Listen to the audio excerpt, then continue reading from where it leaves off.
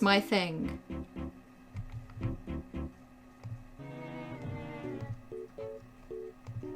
How's that? Okay, so basically, this is just to make sure that the ads are invisible, because they were kind of pissing me off.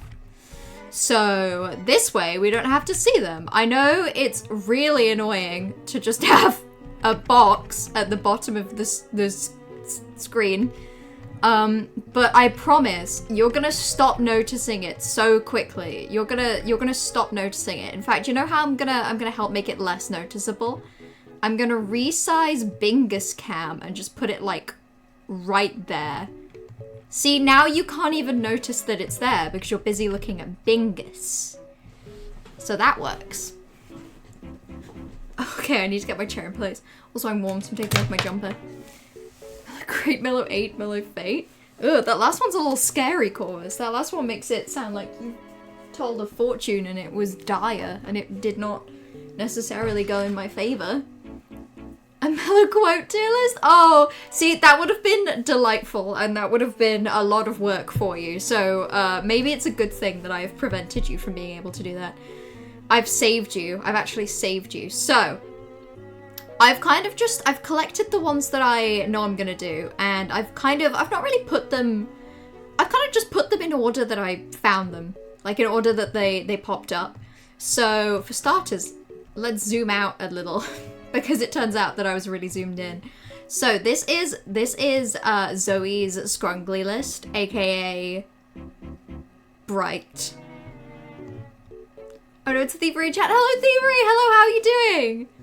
The box is nice, right? It means that you only have to look at like half the ads as normal. I'll be honest with you, I'm really tempted to block the other one off as well, but for now I'm allowing it. But like, if it pushes its damn luck, I will kill it.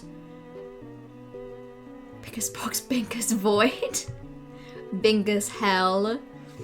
Mellow Fate command that actually predicts Mellow's future. Oh, that would be amazing. You have no idea how much I would love, like, I don't know, like a list of like 100 predictions for the future that it like randomly cycles through.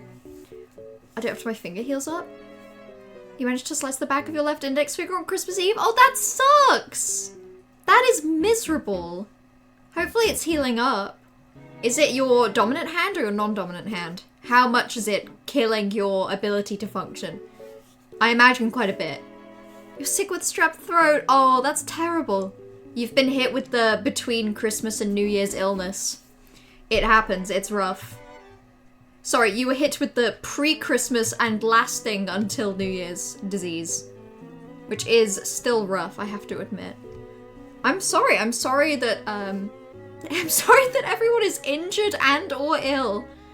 Hopefully, me having strong opinions on things that I don't really know will help. So, because Bright put this together, I'm not going to actually mess with the tier names. I'm going to stick to S, A, B, C, Who, and I Despise This Creature. I have a feeling there's going to be a lot of things going in Who, because I do not know all of these. I can make some guesses on some.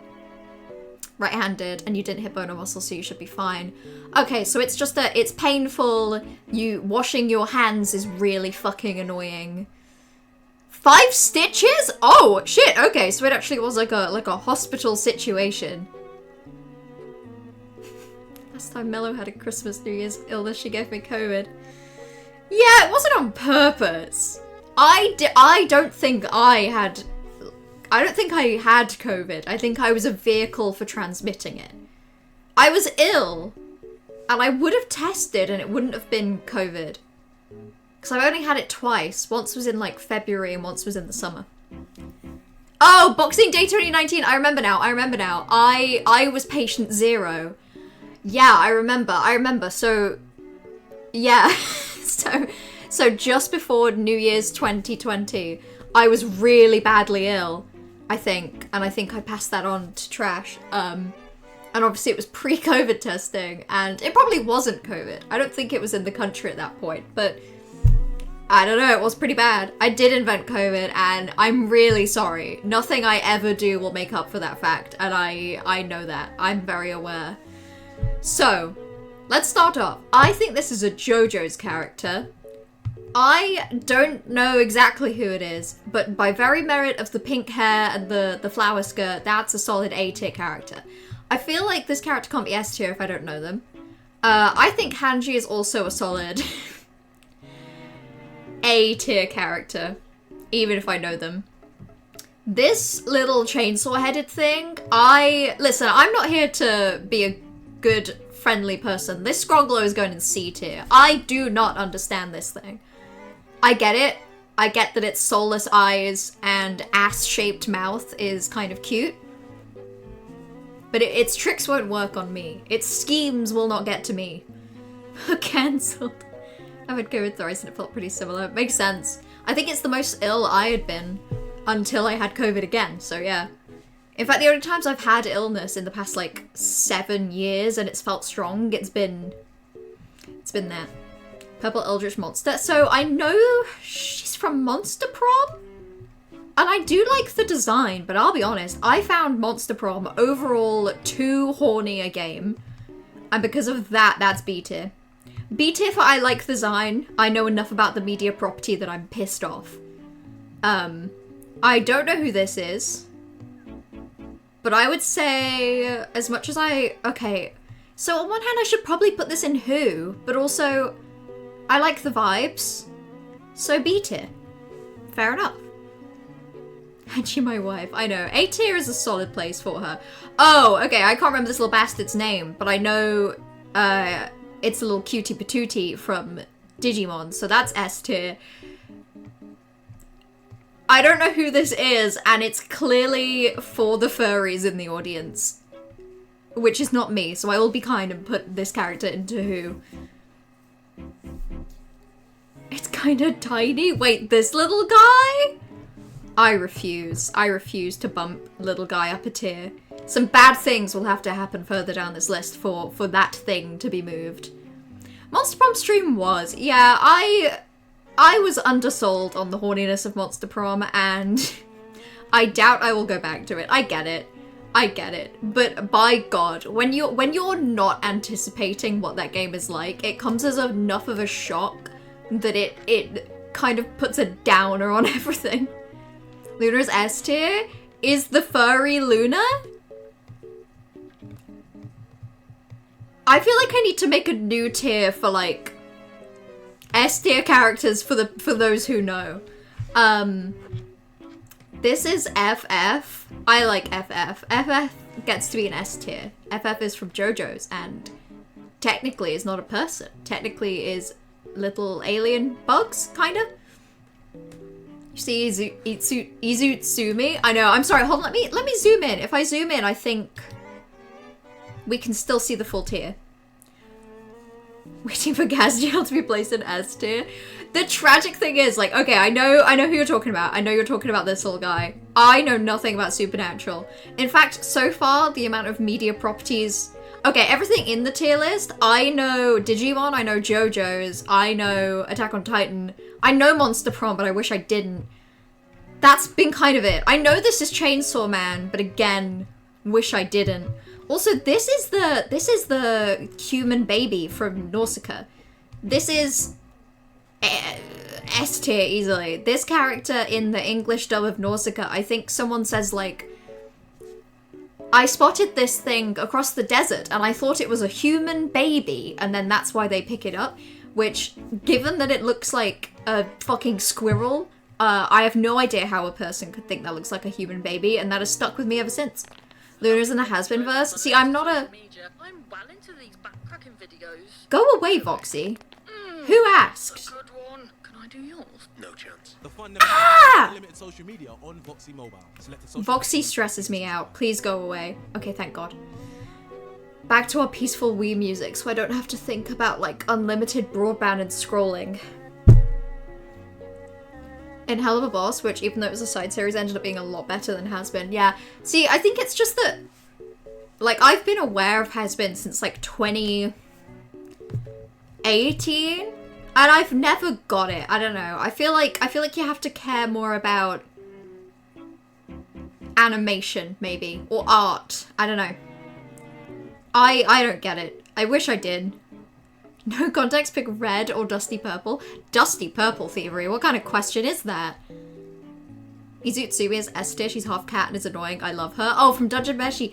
Is that... Hold on, let's have a little look. I have this person?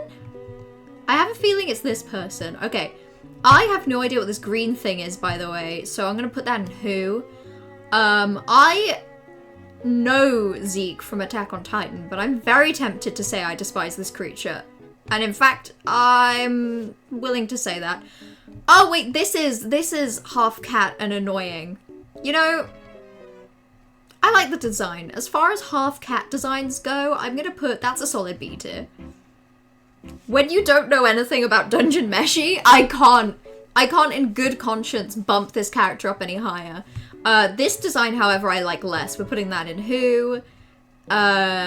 C for green hair. C for purple hair. I'm gonna put Castiel in A tier for the cultural significance and for nothing more. Sasha, specifically this picture of Sasha, is S tier. I have no idea who this is. I have no clue. This is just some woman.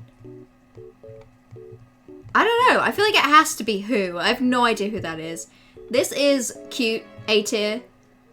I think this is a Final Fantasy character. I'm even tempted to believe that that could be Riku from a later game. So Riku gets some Riku points and is in A automatically because of that. Considering Husband's mid-quality in the writing department, you kind of have to be into the animation music to see it through. Yeah, that's what I think I've gathered. I mean, I know when Has-Been, like, released properly, I feel like one of the big jokes was, like, Vivzy Pop trying to write a sentence that doesn't contain the word fuck challenge. Impossible. So, I don't know. I think I'm a little cynical about it, just because I know it's not my style of thing, and I don't know. I think I get very cynical about assuming that people that like Has-Been are into one thing and one thing only, and that's awooga, sexy Batman. But I know that's not the case. That's the cynicism talking. Felicia Day, but not sure as who. That could be another Supernatural character, to be honest. Yeah, from Supernatural, I think. I think that's the only place I know Felicia Day from. And that is Final Fantasy X-2 Riku. It's a cool design. I love the hair. This is Poison Ivy from something. Girl Boss, I'm willing to put her in A tier despite knowing nothing. This is Doppio from JoJo's, and that's S tier. He is S tier for me. This is Bright's cat. So I despise this creature. No, that felt mean. That felt mean even for a single second. This is what I actually mean. So all in all, I think that's pretty good. I think I was very kind to the characters that I don't really recognize. I think it says a lot about... This is basically just everything I know. S and A tier is just everything I'm vaguely aware of. Helluva Boss is wildly better in the writing, and I have no idea what went wrong. Well, I don't know who's involved in Helluva Boss. Is Vivzy Pop involved in Helluva Boss? Because I always thought that Helluva Boss was just like a... I don't know. I'm realizing that some part of my brain had tucked Helluva Boss into the same box that, like, Rooster Teeth is in. And I know that Rooster Teeth isn't existing anymore, so I know that can't be true. But I think there's a tiny part of me that thought that Helluva Boss was somehow Rooster Teeth. Harley Show version of Ivy is wonderful. A delightful character. That's why I'm happy. I'm happy with this.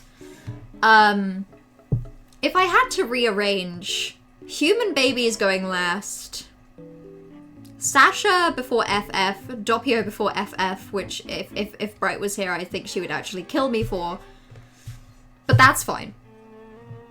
I'm happy with that. I'm very happy with I despise this creature for the one character I do know who I would just not call a scrungly. Right. Breakneck speed. I want to go on to the Final Fantasy VII characters now. So I did name these myself. Our tiers are Skrongle, I like to see them, Neutral, Tolerate, and Piss and Shit Yourself. I feel like these probably convey enough my feelings on the ranks. If anything, I like to see them is not positive enough, but there's not that many characters, so this is just what we're working with. This will be interesting. So bearing in mind that, so I've not really seen any gameplay from the original Final Fantasy VII. I've seen a little, but my awareness of Final Fantasy VII exists from context clues, watching Penny Parker's playthrough of Rebirth about 5 times, and I literally started playing Remake about 6 hours ago. So, you've not seen any of the second Remake games, so I don't know how they changed the characters around. Fascinating, because I have basically exclusively seen the second Remake game, and I'm kind of obsessed with it, Corvus. Like I say, I've watched a playthrough of it about 4 or 5 times, and my boyfriend is currently playing it, and I am having the best time watching him and living vicariously through him. The actual gameplay looks difficult, and I don't like doing that. Okay, Aerith is... I don't know, she's kind of scrongly. She's not quite scrongly, so I'm gonna put her in I like to see them. I like to see her. I like it when she's around, which isn't always the case. Barrett is easily Skrongle though. Barrett is the best character, even if he is not everybody's favorite. The thing is, I feel like everybody is gonna be high tier.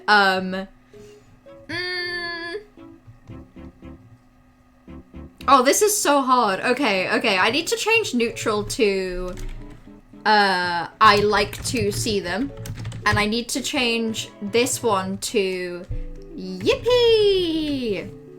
Because that's the only way I can add in the degree of nuance that I need. Okay, you have no idea how they do Kate Sith in the remake. Well, that's the thing. Barrett in the remake is even... I have no idea what he's like in the original game, but I know he's fucking wonderful in the remake. Kate Sith is delightful and silly. I'm like, did I miss any good ones? You missed me doing your Skronglies. And on one hand, I am sorry that it did not occur to me. It was first in my list, so I just did it first. I'm sorry that I didn't wait for you to be here. On the other hand, I am actually really glad that you didn't have to watch me do this. I'm really glad that you just have to react to it now. You didn't see my bit. I did a bit where I was like, oh, this is Bright's cat. But I didn't mean it. This is what I mean. This is the truth of the matter. Yeah, Remake Barrett is lovely. Kate Sith is great. Like, my awareness of Kate Sith in the original is that he's just kind of an asshole for no reason. Kate Sith in Remake is, like, great and worth it and silly and just a little creature. OG Earth is even more of a Chaos Goblin with a sweet smile hiding that, which is crazy that she's even more so because that's kind of everything she is in the Remake series. So, okay. I hate to put Sid in Tolerate, but like, I've not seen that much of him. So that's where he'll go. So, Cloud is gonna go in I like to see them tier. Red 13 is gonna also go in Tolerate, but ahead of Sid. Sephiroth... So, like, emotionally, I think Sephiroth should piss and shit himself. But, like, as a character, he's really fun. I like to see him. Nancy is just giving me kisses. That's so sweet. That is some top-tier Scrungly behavior. A bottom-tier Scrungly would never do that. She straight up trolls Cloud in most interactions. She does that a little in Rebirth, and it's really fun. I love Aerith. I also love Tifa. And I think it would be very fitting if only Tifa and Aerith are in Yippee category. I think it would make sense for both of them. I think they are girlfriends and they should sit together. And then everyone else can kind of hang out down here. Vincent Valentine is also kind of a tolerating character, but that's, again, because I don't really know anything about him. Yuffie can piss and shit herself. And as per party suggestion, we're gonna pretend that this second picture of Cloud is Zack. Oh, Zack is Yippee. Zack is Yippee. Oh, no. Okay. Well, Zack's there as well, but I promise he is not, he barely is acknowledging these two. In fact, hold on. Hold on, let's do it this way. Let's do it this way. And then, yeah, there you go. They're girlfriends, and also Zack is Aerith's boyfriend, and also Aerith's girlfriend is Tifa. That's how it works. It's a simple relationship. What did Yuffie do? So my awareness of her in the original is that because she's kind of optional, she never really matters. Like, all of her contributions can, like, functionally, it doesn't matter if they don't exist. Because for the game to work, she kind of needs to be, like, you know, that if she was taken out, it would be fine. Because you could play the whole game and she barely exists. Same for Vincent, yeah. Which I think I vaguely knew about Vincent, but I know more clearly for Yuffie. And, like, it just means that I don't really care. But also, she's in Rebirth. I'm being mean to her. I'm being mean. She's growing on me, but also, I feel like I like everyone more than her. I like every character more than her. Actually, maybe Vincent can piss and shit himself as well. Maybe this is just the way of it. Which is wild because they both have pretty vital law surrounding them. They do. They're both really important. That's why I like that the Rebirth, like the remake project, forces them to actually exist and be in your party, or like at the very least be at some point in your party, because that way they actually get to matter instead of not mattering even slightly. So I'm happy with this. I would say Barrett is Skrongle. Tifa, Aerith, and Zack are Yippee. Kate Sith, Cloud, and Sephiroth are I like to see them. I'm sorry, Red 13. Like, Red 13's fine. Same with Sid, they're fine. And then I hate these two. Piss and shit yourself. Bye-bye. That one was actually pretty easy. So, I'm going through these really fast, but that's because there's quite a few, and also because I want to make sure that if there are any more added, I can do them. So, I saw that there were 2 fanfic tropes tier list suggested. I've gone with the shorter one because it seemed quicker and easier. I had a quick look at both of them though. Both of them have some tropes that I like and some that I don't know about, so I chose live ones because they're quicker and easier to do. How come? Out of curiosity, because I've got this one, for example, which I know about. Oh, this is why. That's why they're easier, because you can just, like, vote as you go. I see. Okay. I see it now. I see why they're easier. These ads are pissing me off. I'm so glad that I put a little prison on them. I just need to remember that you can't see that bottom layer. Right, so the categories are What If My Skronglies Kissed, Teehee, Will Read If Bored, Horny Jail, and Too Horny for Jail. I'm gonna say ABO is too horny for jail. Which, you know, I would say I reserve no judgment for the bottom 3 tiers as tropes. It's just, you know, no judgment, but this is my tier list. I'm allowed to say that that is too horny for jail. Amnesia fic. We'll read if bored. I'm not tee-heeing, you know? That's fine.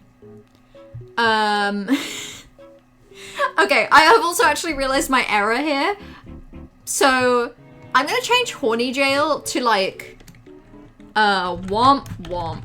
So that's gonna be for stuff like angst, where it's like, a little bit of angst is good for the soul. A little bit of angst is also known as just like story progress and structure. But if the fic trope is angst, that's just gonna be a fucking miserable fest. I don't want that. I don't read books to be unhappy, and it's the same with fanfic. With live ones, you click them, but you can't change them. Okay, so with the live ones, I just need to be, like, certain when I make a vote. ABO weirds me out, gonna say it. Valid. Valid. Okay, 100% judgment. So, the only reason I'm not even being judgy is because I've read enough fanfic in my time that I've probably read something of almost every trope, whether I remember it or not. And I have vague memory of reading a good Sherlock ABO fanfiction where it was good because I think it was one that explored the weird gender roles of ABO. And, like, I can't remember what it was, but I feel like I remember the premise being that at some point in the fanfic, they go to court to, like, I don't know, to change the law or something. And basically the whole fanfic is about trying to get trying to break the roles of it. And that one was good, because that one actually felt like it reflected on ABO fanfic as a whole and had opinions. But otherwise, weird. Otherwise, maybe mostly judgment. Sometimes a ship is so rare that all you have is ABO, and then you kind of just have to live with it. What's ABO? It's Alpha, Beta, Omega. It's basically, so as a trope, it's what if everybody had, like, secondary gender characteristics that were, like, too horny for jail, basically. You can Google it. I did do the Final Fantasy VII one. Hello party, it's this. We have Barrett as Skrongle, Tifa and Aerith are girlfriends, and this is Zack. They're Yippee. Kate Sith, Cloud and Sephiroth are I like to see them. Red 13 and Sid are Tolerate, and Yuffie and Vincent are Piss and Shit Yourself. So that's what that is. We're onto fanfic tropes. I'm having fun with this one. Close I've come to ABO is Fixed with Succubi in them, which is close and could honestly be its own trope here. Really selling this to me. I don't remember it. I probably, if it was a Sherlock fanfiction I'm talking about, I probably read it when I was like 17. So, like a lot of years ago, like 6 years ago, nearly 7.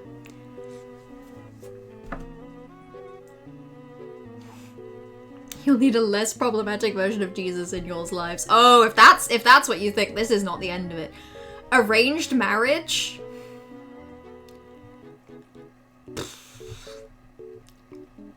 Okay. It's like, I want to put it in Womp Womp.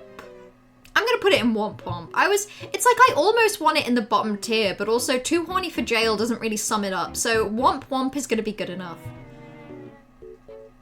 Okay, now baby fic? I don't know if this just means that your ship gets a baby. Like, I feel like this is describing when your ship somehow becomes like parent coded and now they have to like navigate their relationship and also their parents. I think it's that. I'm gonna rank it as that. Because the horrible alternative is fic where one of the characters gets, like, turned into a baby, which exists. And if it was that, then we'd be creating a new tier for, like, crime. For now, we're gonna assume it's the first one that I said. Surprise pregnancy, I think, which I'm also fine with. Will read if bored. Valid. I've unfortunately read a fair bit of ABO sometimes. It's silly, but I'm, like, not there for it. Just all my Skrongle are werewolf coded. Yeah, it's got its good traits. I have issues when it takes, like, the horniness and the gender roles way too far. Those are my problems with it. Sometimes an ABO fic is just an excuse to have, like, some degree of soulmate fic. You know, but with wolves as well, for some reason. Arranged marriage, okay. I've never really engaged with Vincent other than Advent Children. What's wrong with him? Oh, okay. It's not that I dislike him. It's just, and kind of the same with Yuffie. It's just, I like everyone else more. Vincent, I think it's because I've also not engaged with Vincent a lot. Yuffie I've engaged with a lot more. I just think sometimes she pisses me off. He's a bit edgy and mysterious for way too long in the OG at least. He is quite edgy. I have a feeling he'll get goofy eventually. You've done this tier list at some point but don't have your results? That is a shame. Feel free, if anyone wants to do them alongside me, feel free. The links are in my Discord. Sharing a bed, teehee. Teehee, I can't believe it took us so long to get like a single teehee. Bang or Die is also going to be too horny for jail. I'm kind of resisting the urge to put everything in this, everything horny in this jail. We'll see if I can resist the urge, but I'll be honest, that's how I feel. That's how I feel. What I'll do is I'll just try and give things a degree of nuance in here. Like, that ranks slightly above that. Body swap is teehee. Body swap is just good. It's just good content. One thing that I doubt is in this list, but would not only be one of my Scrongley's Kiss, but it would be my top tier, is like complicated secret identity fanfic. So like secret identities, but so essentially Miraculous Ladybug, where character has a secret, both like several characters have secret identities, and each one of those identities has different relationships with the other identities, such that no one knows that they're just interacting with like one other person, which is great. Gender essentialism just weirds me out, sorry. No, I get it. I kind of feel the same. So, Coffee Shop AU is... Okay, at one point in my life that would have been one of my Scrongley's Kiss, but I actually think I've read too many and it's starting to exhaust me. College AU? We'll read if bored. They're generally not very good. They're generally just like, oh, what if they had classes and they went to the library? What if they exchanged notes? What if they had dorm rooms? It's like, wow, so exciting, so good, amazing fiction. Final Fantasy VII Rebirth has a half-speed cutscene function, so you can do the opposite of the Yuffie bit with Vincent. Yeah, Party does, it's my favorite bit ever. So in Rebirth, you can, whenever you have like a cutscene, there's a button you can press that basically just puts it at 1.5 speed. And Party's bit is that anytime Yuffie speaks, he puts the game on 1.5 speed and everyone else gets to talk at normal speed. And because Yuffie already talks really fast and has like TikTok-esque hand movements, it means that whenever she speaks, it feels ridiculous, and it's my favorite thing, and I hope they do that for Vincent. Party, I hope they're listening to you, and I hope that's what they do. Crackfic? Crackfic gets to be in Will Read If Bored. Crackfics can be good as long as they're short. I don't have the energy to read something that's silly for that long. Oh, it may go without saying that I've never read male-female ABO and have dropped other gender essentialism stuff. Yeah, male-female ABO never exists because, funnily enough, people just end up using the real-life weird gender dynamics that we have in real society. Like, sometimes ABO feels like an excuse to be like, oh, we put weird gender roles on them, but also they are men still. Can you post the downloaded images of these in Discord afterwards? I super duper can, and I super duper will. In fact, I'm gonna very quickly save the two that I've got, just in case it tabs out or anything.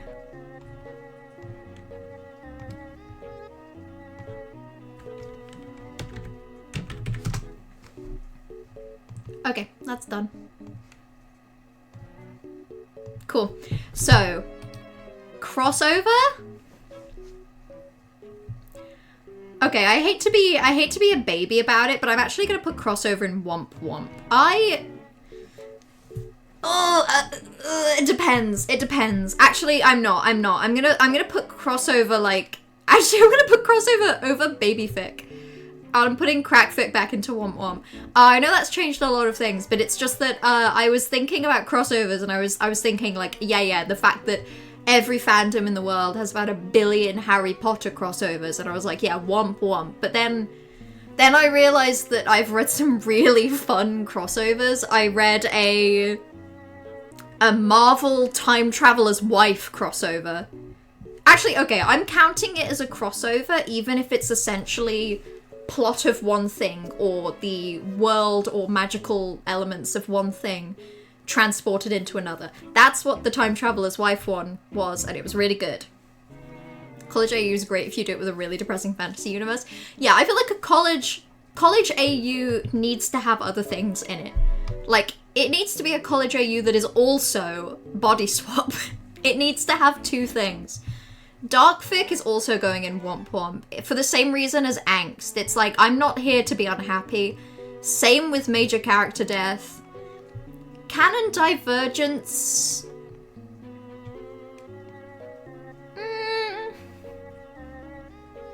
Let's go with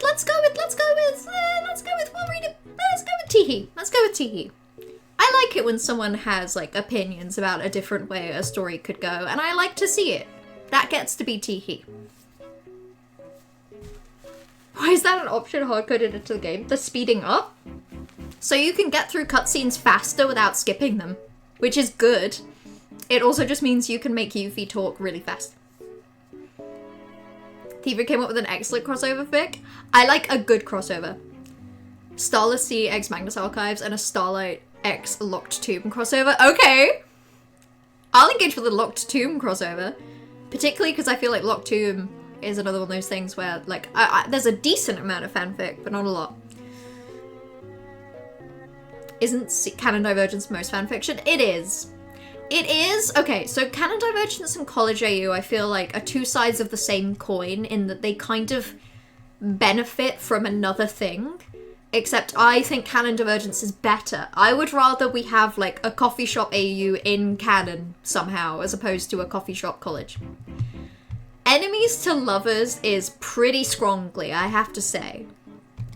I know that's not a particularly novel opinion, but I do have it.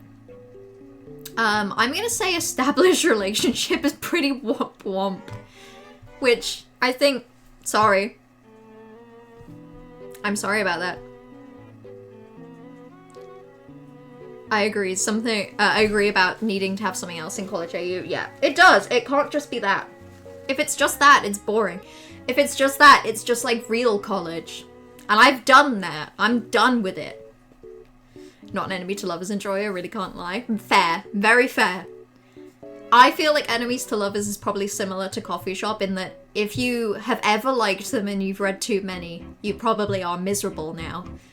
I think it's fun.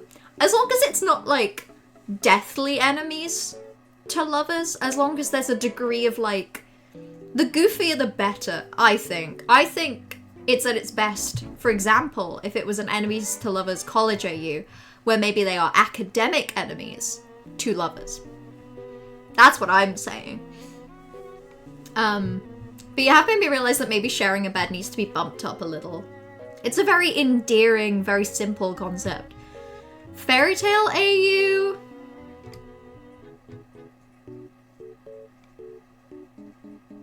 It's probably the best of Will Read if bored.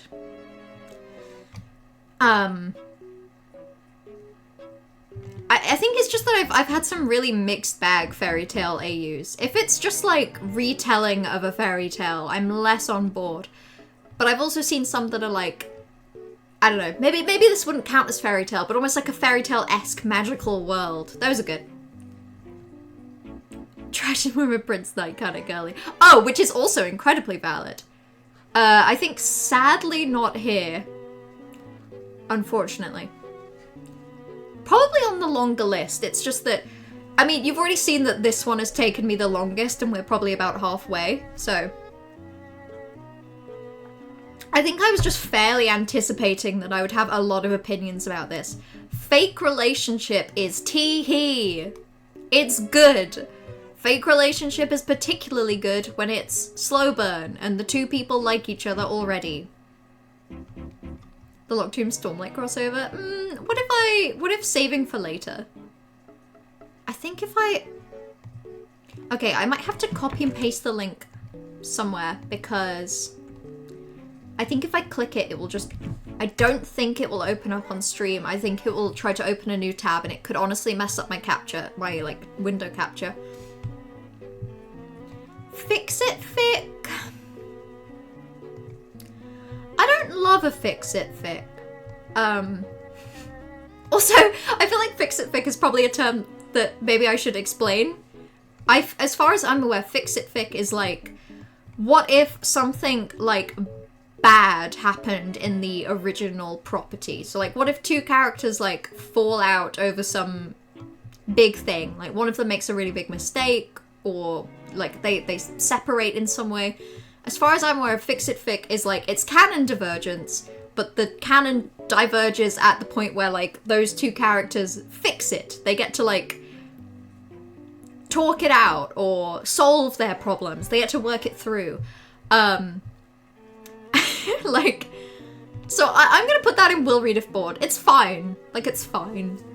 I don't mind it, but I think it's been pretty clear that I'm not a big fan of like dilemmas and problems. And the whole thing of a Fix It Fic is that it kind of necessitates there to be drama in the original thing that needs fixing. Say hello to iPhone 16 Pro Max and save 200. Ah! If I have to experience another ad in my life, I will cry. Okay, please end. Please go away. Please go away. Please go away. Okay, thank God. To be fair, there's some of these I truly don't understand, mostly through terminology. I think everything so far has made sense, right? Like, okay, enemies to lovers, sharing a bed. Sharing a bed is just they share a bed. They're, you know, oh, we have to stay at this hotel and there's only one bed, you know? Hello? Thank you for the 52-month resub. That's a lot of months. That's so many months. I can't count that high. Like, increasingly, I don't think I can count. Prince Nightbed sharing Mutual Pining. Mutual Pining's really good. Mutual Pining's a good one, which is sadly not on this list. Thievery plug, I'm not updated in forever. If you hate it, don't tell me. I don't think I'll hate it, Thievery. On premise alone, you've sold me. And I've already read some of your writing in a different format, so the chances that I hate it are so astronomically low. Yeah, I'm not a fan of problems or dilemmas. Only me adds are being annoying, very fair. Fluff is good. Fluff is good. Fluff is the opposite of angst, and that's why one is in Womp Womp and one is in Tee Hee. Because as we all know, Tee Hee is the opposite of Womp Womp. Friends to Lovers is fine. It's no enemies to lovers. Enemies to lovers is like friends to lovers, but with a healthy amount of dilemma. Oh, Mutual Pining is over there? Hell yeah. It'll be going in. It'll be making its way, in fact, there it is. Right, straight to the top. In fact, straight to the very, very top. Because of reasons. Genfic. I don't know what this one is. It is the only one so far that I do not know what it is. I'm also just quickly checking. So I think everything else makes sense. Amnesia fic, I think, could be lots of things. But generally one character has amnesia and, like, has to remember the other. And it, you know, they fall in love all over again, that kind of thing. Genfic is fic without a pairing assigned? It's fine. It's fine. I think it's just that my brain kind of treats fanfiction 90% of the time as being under one umbrella genre, and that umbrella genre is romance. So if I ever read fanfiction and there isn't mutual pining between my scronglies, I kind of... It's like, I don't know, it feels like reading a horror book and not being scared. It's like, it can still be good, it's just that there's a part of you that's found itself disappointed because, like, an expectation wasn't met. I found some really good fics without, like, a pairing. So not romance folks, just vibing with a group of characters. I've read some really good things like that. I read a really good Code Geass fanfiction once, which is just the character nunnally, like, listing things and working through some trauma. It's very good. It was very good. And there's others. I think it's just like I say, like, it would be like being a fan of horror, going to the horror section of a bookshop, picking up a book that could be horror, reading it, finding out it's not, enjoying it, but also you're not, it's like, what happened here? I miss this. Also, the me and Adblock browser extension are chillin'. I'm so proud of you. I, clearly based on the box at the bottom of my screen, I have never wished for Adblocker more.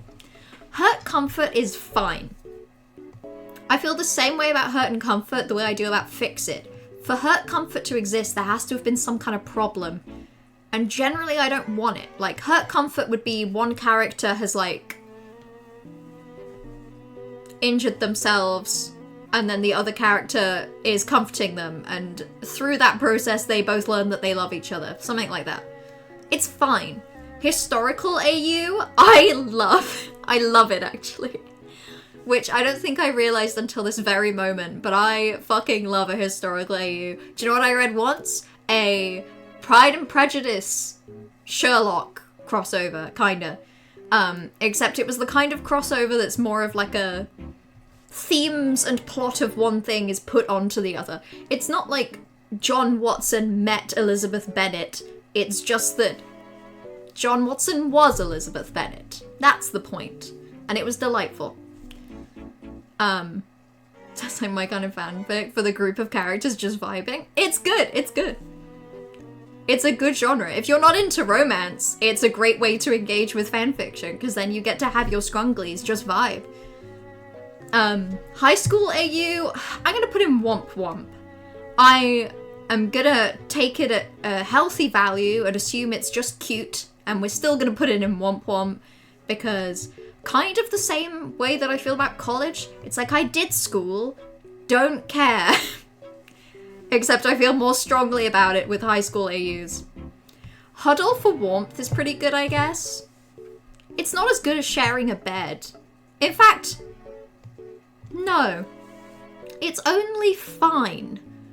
Because the whole appeal of sharing a bed is, oh, we have the illusion of being able to stay apart, but teehee, what if we didn't?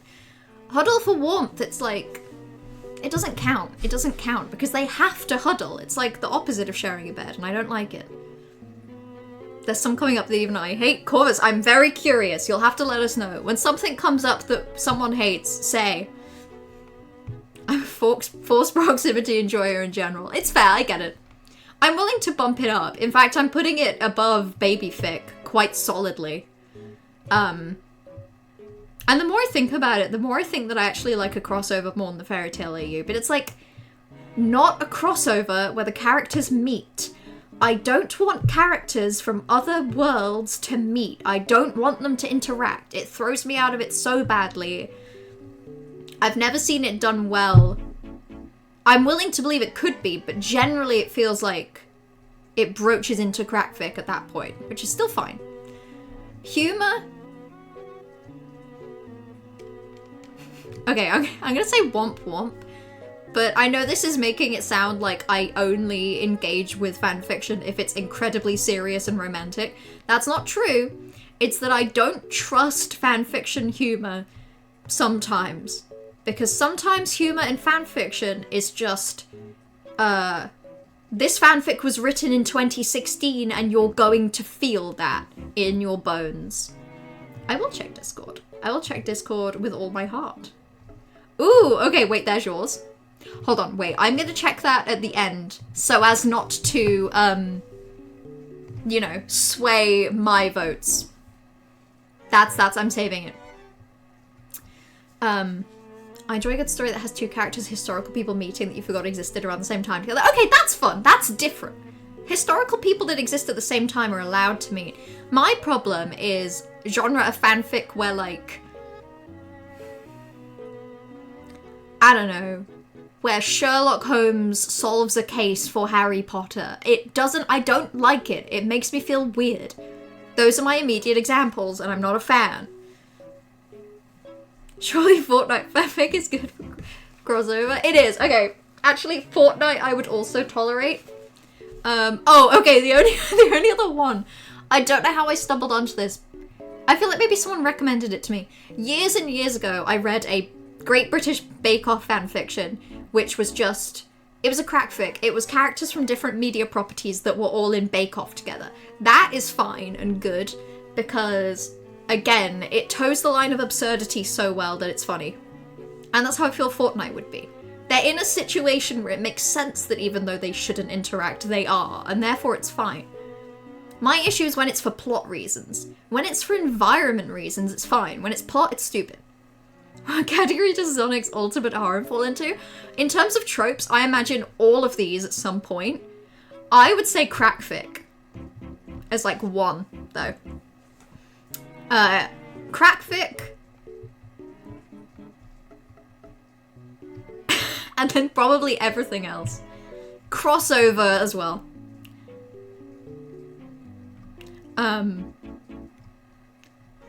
In Vita Veritas, Drunken Confessions.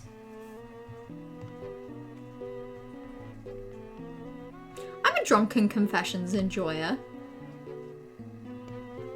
Only if it's Drunken Confessions and it's not like drunken mishaps or mistakes. As long as it's like specifically character got drunk and overshared. That's good. First Kiss is cute. It's fine. Actually, I'm assuming it's in the context of like the first time the two characters or more kiss, specifically. In which case, yeah, no, that can stay in Teehee. That's fine. That's allowed. Magic AU, I'm gonna put into Womp Womp because, again, if it's like magical realism or like almost a fairy tale-esque magical world, I'm happy with it. But if it's... I can't look at the words Magic AU and not assume that it's somehow gonna be a Harry Potter thing. So not a fan. Miscommunication is the kind of dilemma that I like. Again, as long as it's not... Okay, specifically if it's not drawn out over 20 billion... Miscommunication is F tier? Really? Okay. Tell me why. Explain. Convince me. Because I was gonna say, miscommunication that is over 20 chapters in like a 50,000 word fanfic, fucking miserable. Miscommunication in a 7,000 word one shot is good, and is really good, actually. Excellent if it's written well, if it's miscommunication that makes sense, and it isn't just, I overheard this and now I'm mad. I like it if it resolves quickly and the miscommunication leads to growth. It can be infuriating, it can be uninspired, it can be lazy, but generally, this is the world of fanfic. If it is uninspired, lazy, and horrible, you will know within the first 1,000 words, and then you move on. What do you think of the new Wallace and Gromit? I haven't seen it. I haven't seen it yet, right? I'll watch it at New Year's, but I haven't seen it yet. Because I'm not a very big Wallace and Gromit fan. Apparently, all of the space in my brain that was supposed to be dedicated to liking Wallace and Gromit went to liking the miscommunication trope instead. I've read it done well once in all of the media I've consumed. Well, I think I've probably read it be done well more. I think, to be so fond. But you know what? You've sold me. I'm gonna bump it down one. But I'm keeping it above Fake Relationship. And behind Body Swap. I am a Body Swap enjoyer. Is it too late to abort Mellow? It is! And it's been too late for 24 years. It's been way too late. Will I watch it? New Wallace and Gromit goated. Gromit is my silly, I love him. I will watch it. I'll watch it at New Year's, but I need you all to have realistic expectations for me.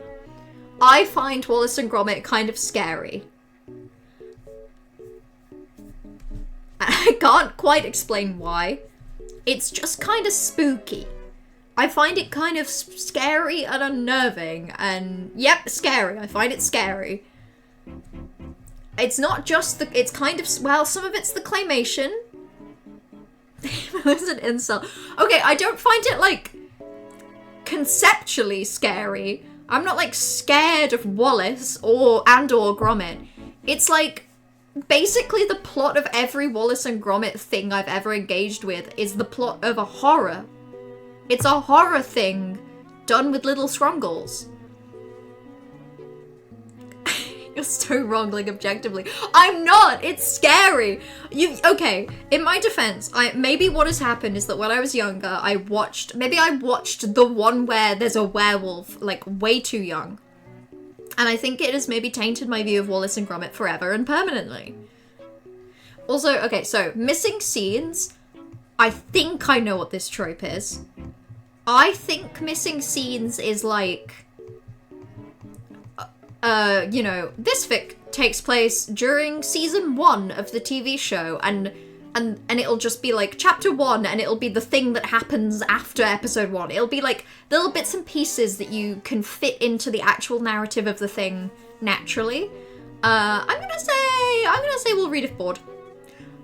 I have to be in a very specific mood to like a fanfic that rehashes events. It's fine, but I have to be in a specific mood. Were-rabbit is beak. It's a were-rabbit. Yeah, which is scarier than a werewolf. It's scary. Okay, can you imagine? Okay. Can you all look me in the eye and say that you have never found any Wallace and Gromit, like, scary and unnerving? Because I'll be honest, I knew people liked it. I know people love it. I assumed everyone who enjoys it has been enjoying it with a degree of knowledge that it's a little scary. She's not even a werewolf. It's the cutest possible alternative to a wolf. No, it's scary. It's scary. Okay, I'm gonna list the plot of Wallace and Gromit things that I remember off the top of my head. So there's the one where sorry, not Gromit, that's the dog.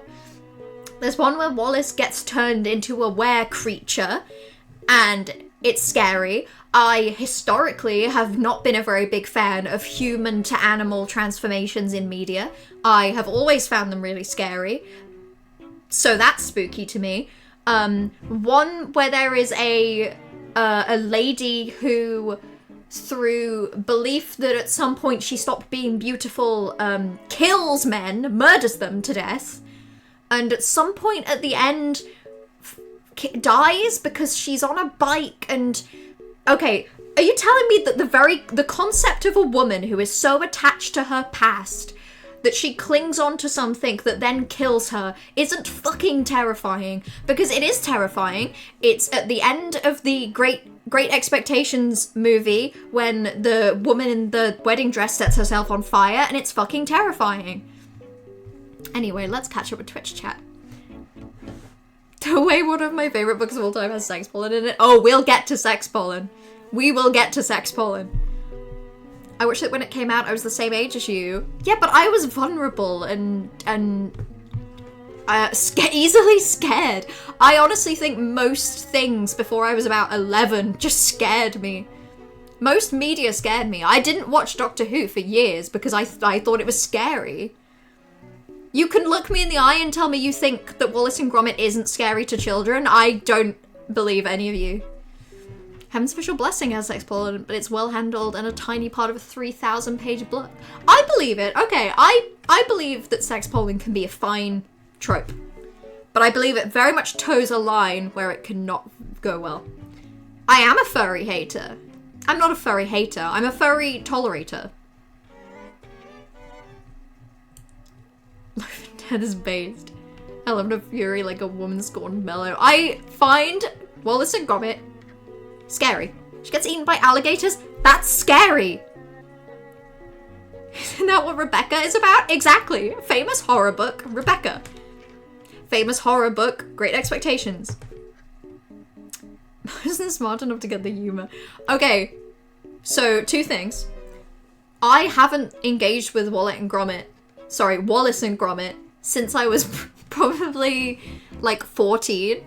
And when I was 14, you are 100% right. I was not smart enough to get the humor. I am only probably just about smart enough now, but I haven't watched...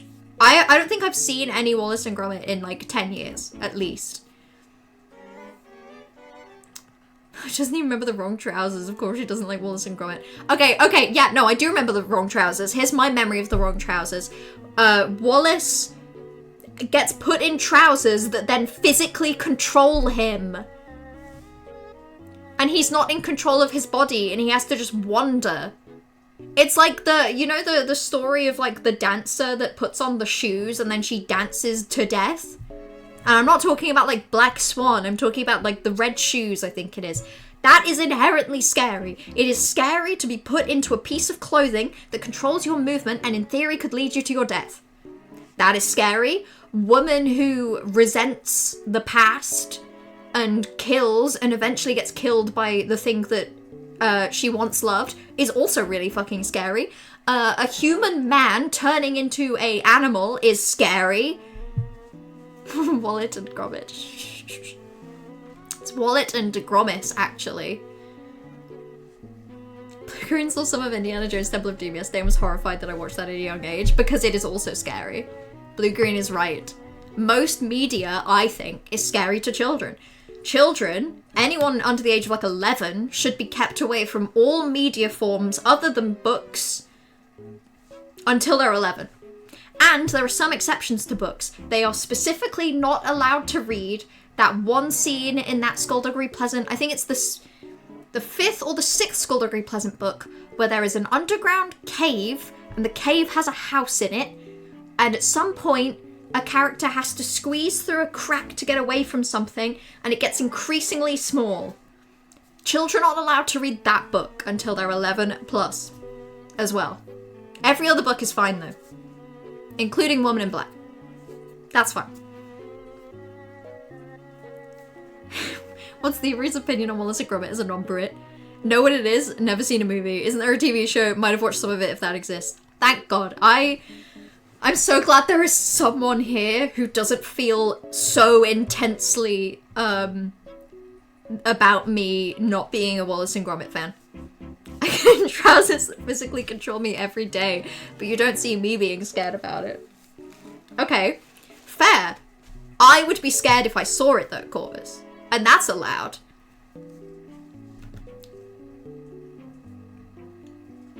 Let's give a 10-year-old a Woman in Black. That's allowed. That's a good book. I'm convinced that I was shown the movie version of The Woman in Black in school when I was about 12, 13.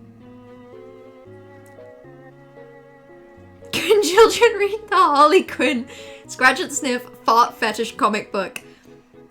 I mean, I would not recommend it. I would thoroughly not recommend it.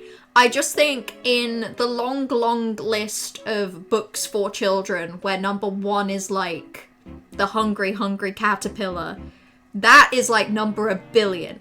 I just think that even if you only gave a child books until they were 11, I don't think they'd ever get to the Harley Quinn Scratch and Sniff fart fetish comic book. I think it would take them 1,000 years to get to that. Okay, Sex Pollen. Sex Pollen is horny jail. It's horny jail, but... So for those... I'm going to explain this one. Things like Crackfic and High School AU, I feel like I don't need to explain. Just in case. Sex Pollen, the trope is... Characters get exposed to some kind of chemical, literal pollen, or like, I don't know, maybe psychic experience that makes them so horny that they just have to keep having sex. Melu, Sex Pollen is SA. This is what I wanted to touch on. Sex Pollen has a lot of SA tones. And that's why I'm not comfortable with it. That's why it's in Too Horny for Jail. I am very aware that some Sex Pollen fanfics are fucking horrible and are SA. Some are basically... It's fiction and the two characters like each other. It is established at the very beginning that both characters like each other. And then you as a reader get to know that it's fine. Those are the situations I'm fine with. I'm not reading it. I'm not a fan, but I know that it exists. As long as we agree sex pollen is in this is a crime category, I'll let you pass on Wallace and Gromit. How about I make a category? And we're gonna call this one... I know, we're gonna call this, to maybe a crime for me. And then we're gonna put sex pollen in there. If we're putting sex pollen in there, we have to put bang or die in there. Bang or die is basically sex pollen, except not only are they like being controlled with chemicals, they're not controlled with chemicals, but like they die if they don't, which is basically the same thing. Start your travel adventures with Kentucky Group Travel. Okay, not the time, 18 to Kentucky. 35-year-olds. Anyway. Let's have a quick check over, because I remember there being something that I was like... Okay, no, everything else is fine. Pregnancy fic? I don't know. I'm not a pregnancy fic enjoyer. I'm gonna put it in Womp Womp. I don't really want to read about characters being pregnant or interacting while pregnant. It just doesn't... I don't see the point. It's like, if what you want is your Scrongles to be parents, just read a baby fic. You don't have to go through the process of one of them having, like, swollen feet and, like, pain. I don't know. The sex pollen and Heaven's official blessing is a case of we must prevent anything happening because of the sex pollen at all costs. Like, a guy gets sex pollen, so they tie him up until he's good again. That's a good case. That's a good case. That's it being treated as a problem that needs fixing, as opposed to, like, I don't know, some fics that are like, this has no consequences, let's just use it. I'm gonna put this into horny for jail. So it was, I can't remember, was it trash you said earlier? PWP is, as far as I'm aware, just porn without plot. So there's no story. Frankly, this isn't a trope. This is, the trope is porn. It's not a trope, that's like a genre. And that's why it's like going into horny for jail. It's not for me. I won't judge, but it's not for me. Royalty AU?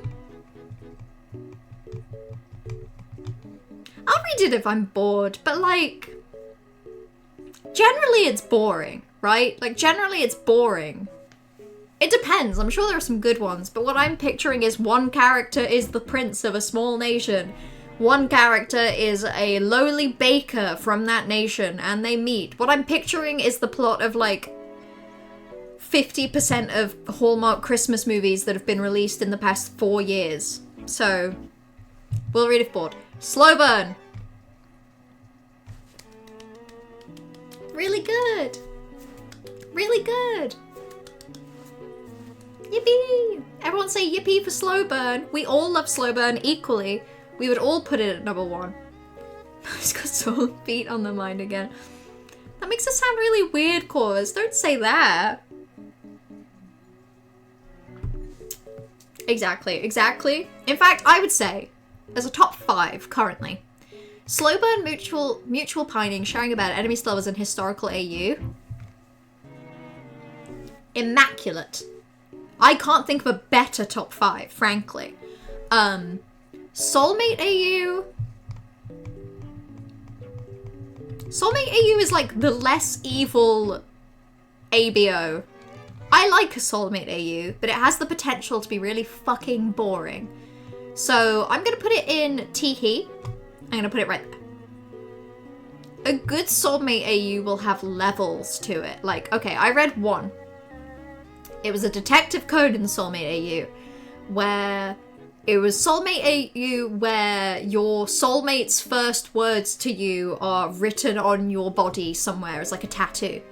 And one of the characters is like mute, has like had a lot of speech difficulties, and they have somebody's words on them, and then they meet this person, and that person has words on them, and they're like, oh shit, this can't be my soulmate then, even though I have their words, because I can't speak. And then they like they fall in love with this person and they have speech therapy and then they like say this person's words and it's really cute. It's nice. I like it when there's levels. I don't want it to just be these two people are soulmates. I want there to be like, and they in some way don't think they are, or they're soulmates but there's a challenge but it's also not too exhausting, that kind of thing. So it's like the plot of those TikTok POV videos. A lot of them are. There's okay. Let me see what I can think. So off the top of my head, soulmate AU where your soulmate's first words to you are written on your body is one. Soulmate AU where your soulmate's thoughts show up as like tattoos on your body is another one. Soulmate AU where you can only see in black and white until you meet your soulmate and then you can see in color is another one that I think I've read.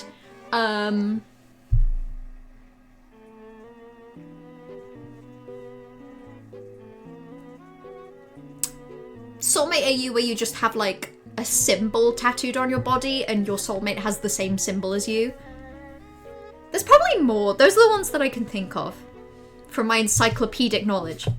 What a hell world to live in any of these scenarios. Truly. Truly. Oh, another big one. I don't even know if this counts as soulmate AU because I feel like this is its own thing. Well, okay, this isn't quite soulmate AU. This is like Red String of Fate AU. Where, you know, people can see like a red string like leading from them to their soulmate. Except there are some really good variations on that one. For example, world where that is true, except only some people nowadays can see the strings, and maybe everyone else thinks they're crazy. And I did answer your question, Thievery. I like red string AUs. I think they're a nice twist. I think I read a really good one that was that premise, was that people used to be able to see these strings, but nowadays only like one in 1,000, 1 in 10,000 can see them, which means that everyone's kind of an asshole and people tend to keep it quiet. It's good. That was a good one. Time loop fun. I like a time loop. I like a time loop a lot. I'm a big fan. Time loop or any kind of time shenanigans. Time loop is really good, but also like time travel is great. Things told out of order is really great. Romantic asexual introverts just live in hell, I guess. Yeah, a little. A little bit. They do not like the soulmate AU world. Or they're fine. Like a lot of the soulmate AU fanfics I've read have like an element of, oh, not everyone has them. And that's fine. Like it's still a choice. It's just a thing. I love a time loop. God. Time loop where like time loop where both characters are stuck, except it takes a few loops for them to realize is really fun. It's just a good genre. It's a really good genre. Love triangle is so fucking mid. It's like, I'm honestly tempted to put it in Too Horny for Jail. I know it's not horny. But like, it also kind of is. Love triangle's bad. Love squares that are still only between, like... Love triangle is only good if they are all dating. Like, if they all like each other and all date. That's very fair. That's a good love triangle. Love triangle where, like, I don't know, the Twilight love triangle, where it's like Bella, Jacob, and Edward. That's shit. That's awful. As a polyam person, love triangle plots make me irrationally angry. Valid. The solution is right there. They could all just love each other, and that would be great. Good for them. Miraculous doesn't count. Miraculous is a love square where between... So for those who don't know, the central romance in Miraculous is there's a character called Marinette who is also a secret superhero called Ladybug. Miraculous Ladybug. It's the name of the show. And Marinette likes her classmate, Adrian. Adrian is a superhero called Cat Noir. And Adrian, as himself, but as Cat Noir, likes the superhero, Ladybug. Ladybug interacting with Cat Noir. Obviously, she doesn't like him, but he likes her. Ladybug Ladybug interacting with Adrian, they both like each other. Adrian and Marinette, Marinette likes Adrian. Marinette and Cat Noir, neither of them like each other. And for those who are aware of the Miraculous Love Square and have engaged with it to any degree, answer me this, why is Marinette and Cat Noir the best of the 4 ship options? Because it is. Tell me why. Discuss. Love triangles are only good if everyone is in love with each other and making a move will hurt everyone. Exactly. Everyone's in love with each other, but they're all kind of holding back in some way until something happens and they're not anymore. Delightful.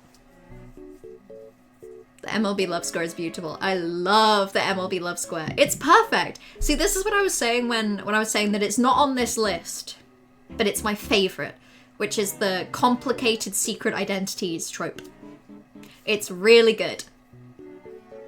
Because they're both normal about it, that's why. They're both normal about it, and also, because they both like each other but don't know why, the Marinette and Cat Noir dynamic leads to both of them just being themselves, which is, in theory, what they do both like about each other.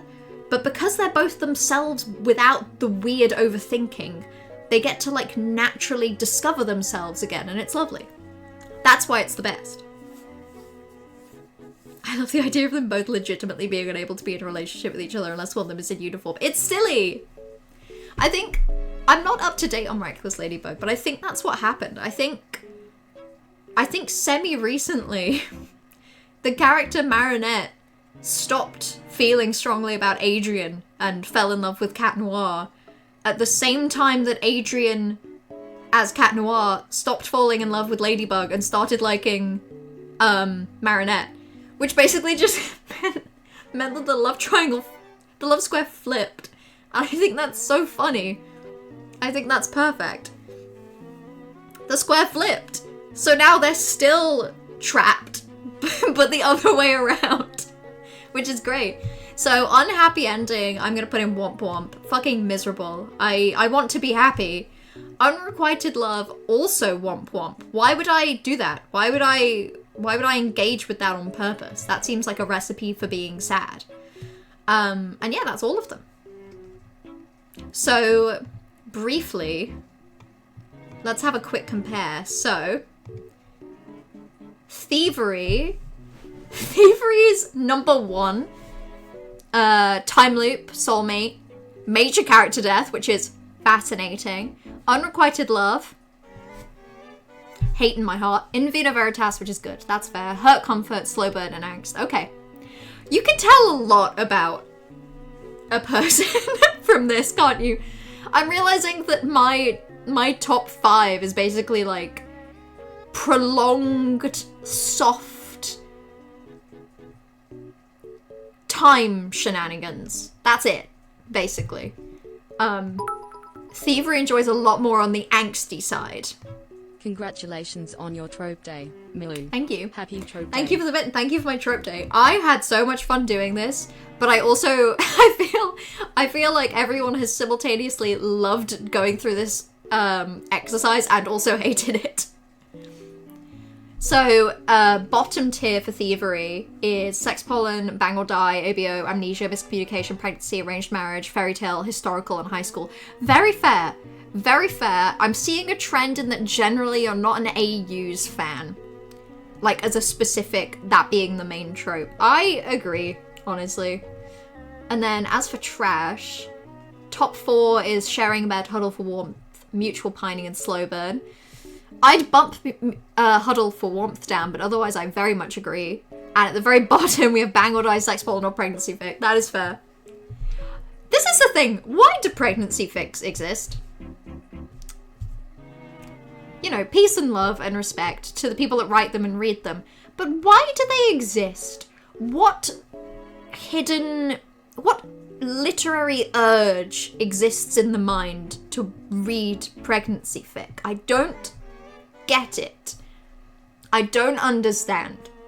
Like, so there are some that, you know, the fact that Thievery put historical AU in Burn It With Fire, it's like, oh, I love historical AU.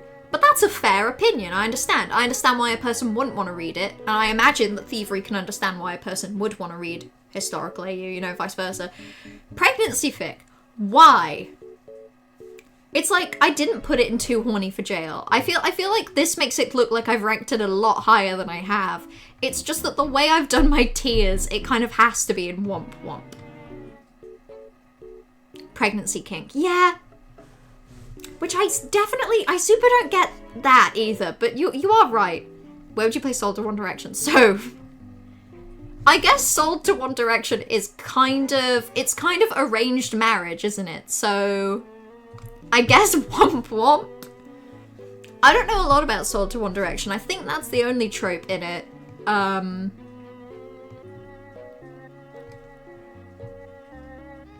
I would also say Sold to One Direction is loosely a crack fic, whether it knows it or not.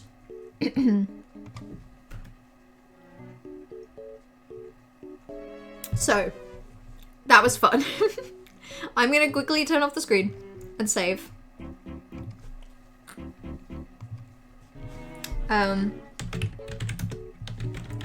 God, on one hand, I'm really glad that we did the shorter one now, because I think if I'd have done the longer one, we probably would have been here for like 1 billion hours.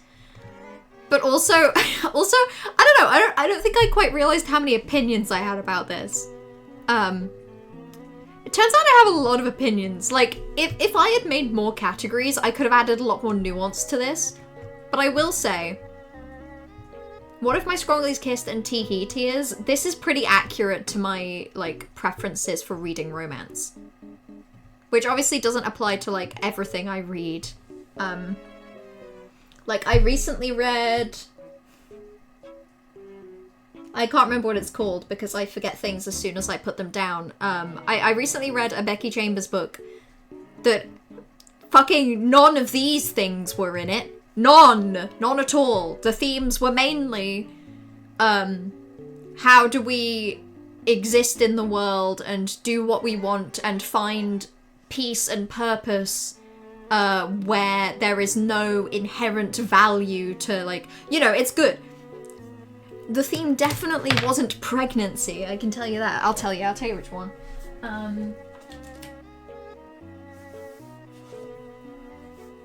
Where the fuck did I put it? Oh! It was Record of a Spaceborne Few, and it was lovely. It was so delightful.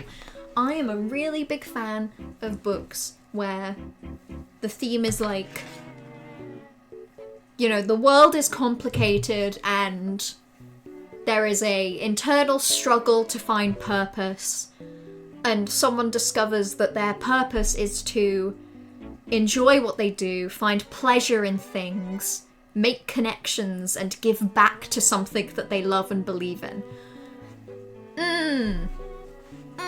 That's great. That's good. I'm not a huge historical romance person, it's the only genre I don't read. Very fair. I enjoy historical romance, but just not as an AU. I'm not huge on AU. That is incredibly valid. I simply have engaged with too much Regency fiction that I like it too much.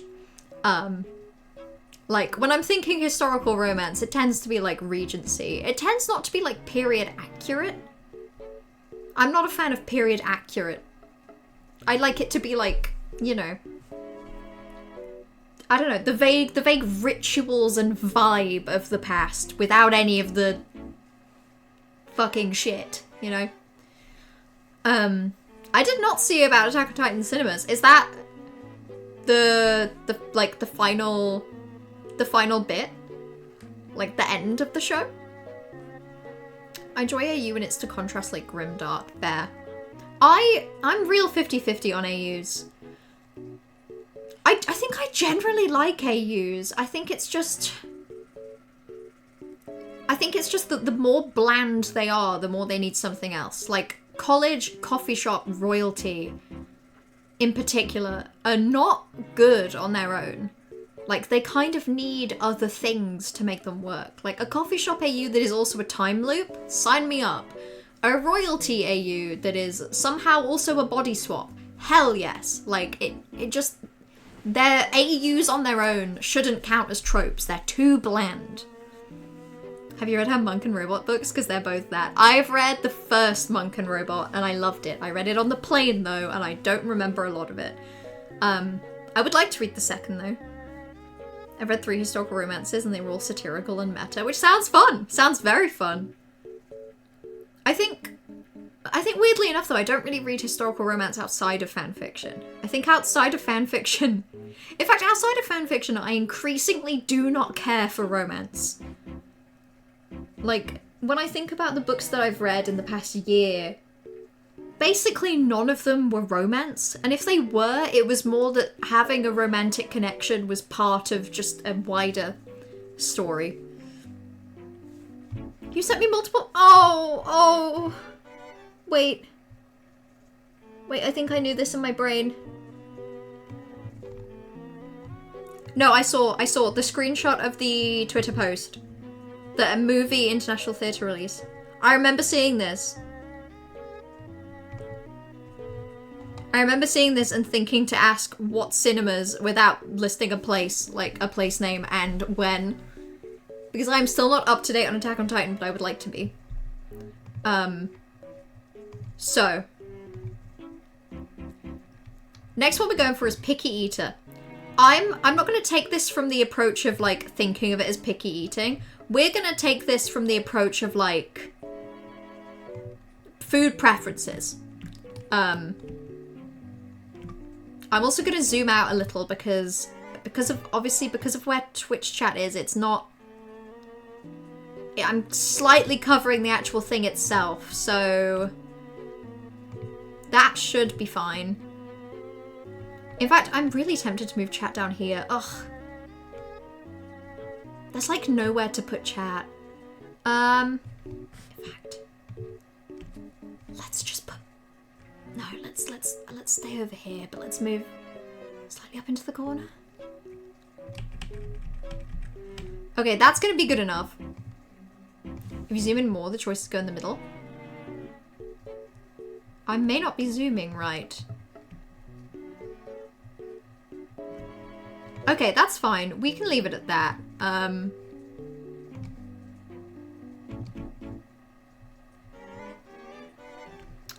I do really wish that this... Hold on.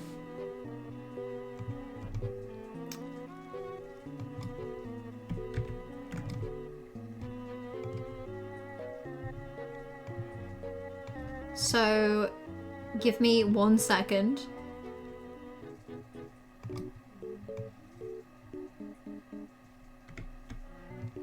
I know that this is excessive. It's just that the ads have been really annoying me.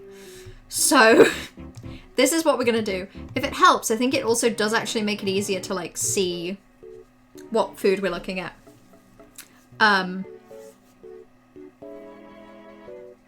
Oh, we don't know what cinemas yet. Presumably big ones, like in city centres. Perchance interesting. Interesting perchance. Do you know when? Like, is it gonna be early next year? Later? Void time. Yeah, I'm so sorry. This is a little bit of a mess. I mean, I could... We're just gonna leave it like that. My apologies. 27th of February. Okay, that's not too far away. I would need a bit of time to catch up. So, apples. Green as I love it. Apples, I like them a lot. They're difficult to cut. Oranges, I love oranges. Onions, I like them. They're growing on me, but left to my own devices, like chop them up really small. Bananas, I really like. Chicken nuggets, I just don't eat them. I don't eat chicken. Prawns, growing on me a lot. Black coffee, fuck yes. Pasta, fuck yes. Chocolate, fuck yes. Waffles, hell yeah. Pasta with meatballs, I'm gonna pretend that they're corn, and I'm gonna say yes. Burger, I'm gonna assume that it's corn. Pumpkin pie, also delicious. I'm guessing that's mac and cheese and bacon? It's fine. Actual bacon? See, I feel like I can't pretend that's corn, so I'm just gonna say I don't eat that. Chinese takeaway, delicious. Pickles, yum yum yum. Glass of milk, fine. Grape jelly, I've never had that. Cherry pie, yes. Apple pie, yes. Avocados, yes. I don't know what this is, so I'm gonna say I might eat a little. Beetroot is fine. I will, now that I've done a shit ton of these, I'm gonna check in. I'm trying to speedrun. There are a lot of foods. I mean, I'm getting through them. But yeah, to briefly stop. I love pickles. I'm learning that I basically like most foods. The caveat being that I'm not a seafood or meat enjoyer. So admittedly, there are probably things up here in that I love it that should be moved further down. But when it's pasta, I feel like it's okay to assume there's no meat in it. I know you're thinking to yourself, Mello, you don't like seafood. You put fucking prawns in I like it. Prawns don't count. They're lovely. So are scallops. Tuna, however, womp womp. Fucking sucks. And you're all wrong. If you like tuna, you're wrong. Macarons? They're fine. Grapes? Delicious. Big ol' thing of ham? No thank you. I love peas. Sausages I don't eat. Brussels sprouts I love. Gonna assume that's a cabbage. Even if it's a cauliflower, I love it. Again, we're just gonna assume that that's normal pizza. I love pizza. Celery is fine. Nachos and cheese. I'm not a big fan of like a cheese dip like that. I find it a little slimy, but like, I like it. Whether you don't like seafood, you put prawns in fucking I like it. I know what you're thinking. But prawns are really good. I could eat prawns until I die. I would stop maybe like a few prawns before that point, but I agree with you. I had, me and my boyfriend Party, we went out to like an all-you-could-eat sushi buffet, like a few weeks ago for our anniversary, and it was really adorable. And I had the best sushi of my life, and it was like a breaded fried prawn in like the nori and the rice with like a piece of mango on top.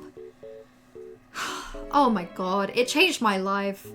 That was really good. I also had some squid. I kind of like squid as well, actually. Squid, prawns, and scallops. It's kind of it. And I think I had mussels one time and I found them okay. So I like some seafood, but not all.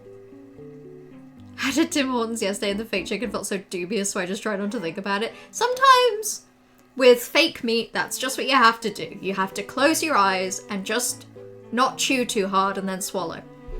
I think these are just Cheez-Its. I did try these recently. They're very Moorish. They're fine. Oh, is this chili or is this soup? What do we think? Is this chili or soup? I think this is chili. I'm willing to bet that this is chili. Okay, if it's chili, and I'm allowed to assume that it's vegetarian, I love it. Guacamole, I love it. Lasagna, can I assume it's vegetarian? Like, please, if it isn't just, like, objectively just a thing of meat, can I assume it's vegetarian? Because I like lasagna. Crab? Crab I don't eat. I haven't had that. Cucumbers are kind of mid, but I like them. I think lobster is disgusting. Okay, we found one. I know you're a soup hater. Funnily enough, I feel like soup isn't going to be on this list. Because if the whole point of this list is this is kind of like things that are associated with picky eaters not liking, I feel like picky eaters like soup. I feel like everyone likes soup. Other than me, because I'm so different. When I'm back in Redactivity to do another Drunk Films evening, maybe even started a tad earlier next. I would love to, Bright. You have no idea. I was literally talking to Party the other week, and I was saying that I've really missed those. We haven't done any without you, so we're all missing out. Lasagna is yummy! Lasagna is mid, spoken like a person that hasn't had really good lasagna yet. Because when you have, you know. When you know, you know. When you know, you know. Lasagna is really good. I'm gonna assume this is ramen. I'm gonna assume it's vegetarian. I like it. I I don't think I feel as strongly about ramen as I do something like a pizza. Or even a big old bowl of peas. Sometimes I find the broth a little too soupy. But generally I like it. I love strawberries. Mussels, I might eat a little. Like a little. Fried egg I didn't used to like, but I've had some really good fried eggs. In fact, I've learned how to fry an egg really well, and now it's delicious. I'm gonna assume that these are like buffalo wings. I can't even pretend that those are vegetarian, so I don't eat those. Mozzarella sticks are yummy. That's just hot cheese and sauce. What am I gonna say? There's just so much better pasta out there. Like, come on, it's boring. Okay, I get where you're coming from with that, actually, Thievery. Like, if I was in a Italian pasta restaurant and I was looking at a menu and it was like, I don't know, like a garlicky pasta, something with lemon and courgettes, something with lentils, maybe just like something that's crazy cheesy, and then I'm looking at lasagna, it's like, maybe I'm picking other things. But I guess it's just that if someone's serving me a lasagna, I will in fact be loving it. And lasagna in Italy, the food in Italy is bad. That is famously true. Everyone says if you want authentic Italian food, you go to, like, I don't know, your local chain Italian. Or just your local Italian. So, I know that I've been very... I feel like I've been very picky with what I have decided is vegetarian. Given that this looks like just a chicken burger with chips, I'm gonna have to say I'm not gonna eat that. Like, I could pretend that that's corn chicken, but what would be the point? Like, it's just a chicken burger. This burger at least looks like a Beyond Burger. Oh, I think I didn't break it. So, this kind of looks like pita with a dip. Yum, yum, yum. Olives? I love olives. Milkshakes, I love milkshakes. Again, this just looks like chicken wings. No, thank you. This looks like a chicken wrap. No, thank you. Oh, I don't like onion rings. I think this is my first non-vegetarian I don't like. And that's also meat. Ooh, not liking onion rings is criminal. Is it better or worse than not liking soup? Like, when someone says I don't like soup, is your gut reaction more or less, fuck you, than I don't like onion rings? Out of curiosity, like, if I had to train myself to like one of them, what do I have to pick? What is better to dislike? And would I like to get ramen on Monday? Happily. Like, I know I've only put it in I like it tier. I still like ramen. I still really like ramen. It's maybe the only kind of soup that I will have. I had such a bad time with food in Italy. I've had a mixed bag. Specifically the time that I went to Italy that Trash is also talking about, that we went to Italy on a school trip. Yeah, the food options weren't fantastic, but also I feel like it's because a lot of our food options were like hotel dinner, and it wasn't a particularly highly rated hotel. Having been to Italy since, I've had some yummy food in Italy. I've had some yummy pizzas. I went to a really good restaurant once that gave me bruschetta to start just by default. They just give everyone really tasty bruschetta. And then they gave me little biscuits and a shot of limoncello at the end. The only thing I bought was wine and a pizza, and they gave me free bruschetta, biscuits, and limoncello. It was great. Yum yum. Liking Wallace and Gromit is criminal. Okay, you're gonna have to pick one. What? I can only grow to like one thing. Do you want me to like Wallace and Gromit, soup, or onion rings? Speaking of this, speaking of food, I'm gonna say I might eat a little aubergine. I don't love aubergine.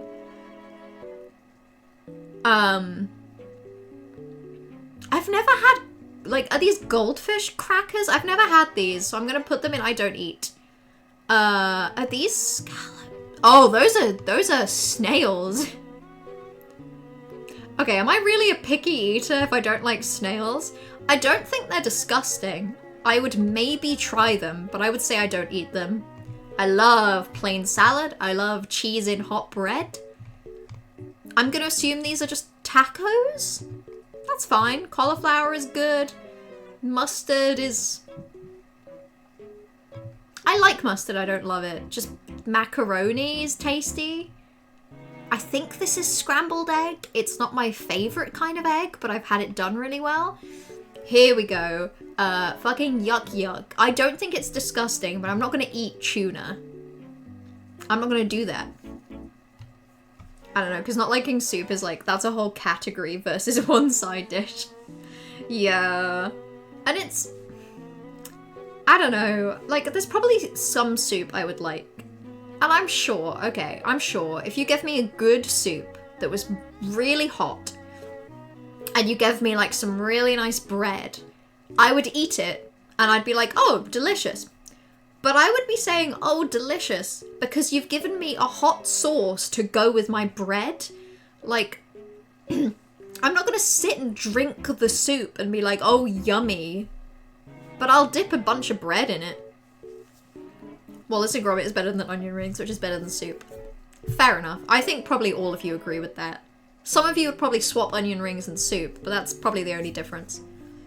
Had some pesto pasta in Italy that made me religious for 5 whole minutes. Fair. I don't think I've ever had, like, pesto pasta in Italy. And I bet it was amazing. I've generally stuck to pizza, which I wish I hadn't, but, you know. We've all been there. Cauliflower is the worst vegetable. It's tasty. I get you. But cauliflower cheese is yummy. It cooks really nice. I had some the other day with like some of my Christmas dinner. It's tasty. I respect it. I don't think there's a single food that someone could tell me they don't like and I'd be like, how dare you? There's a lot of foods that I'd be like, oh, you're missing out. That makes me sad. Cauliflower isn't one of them.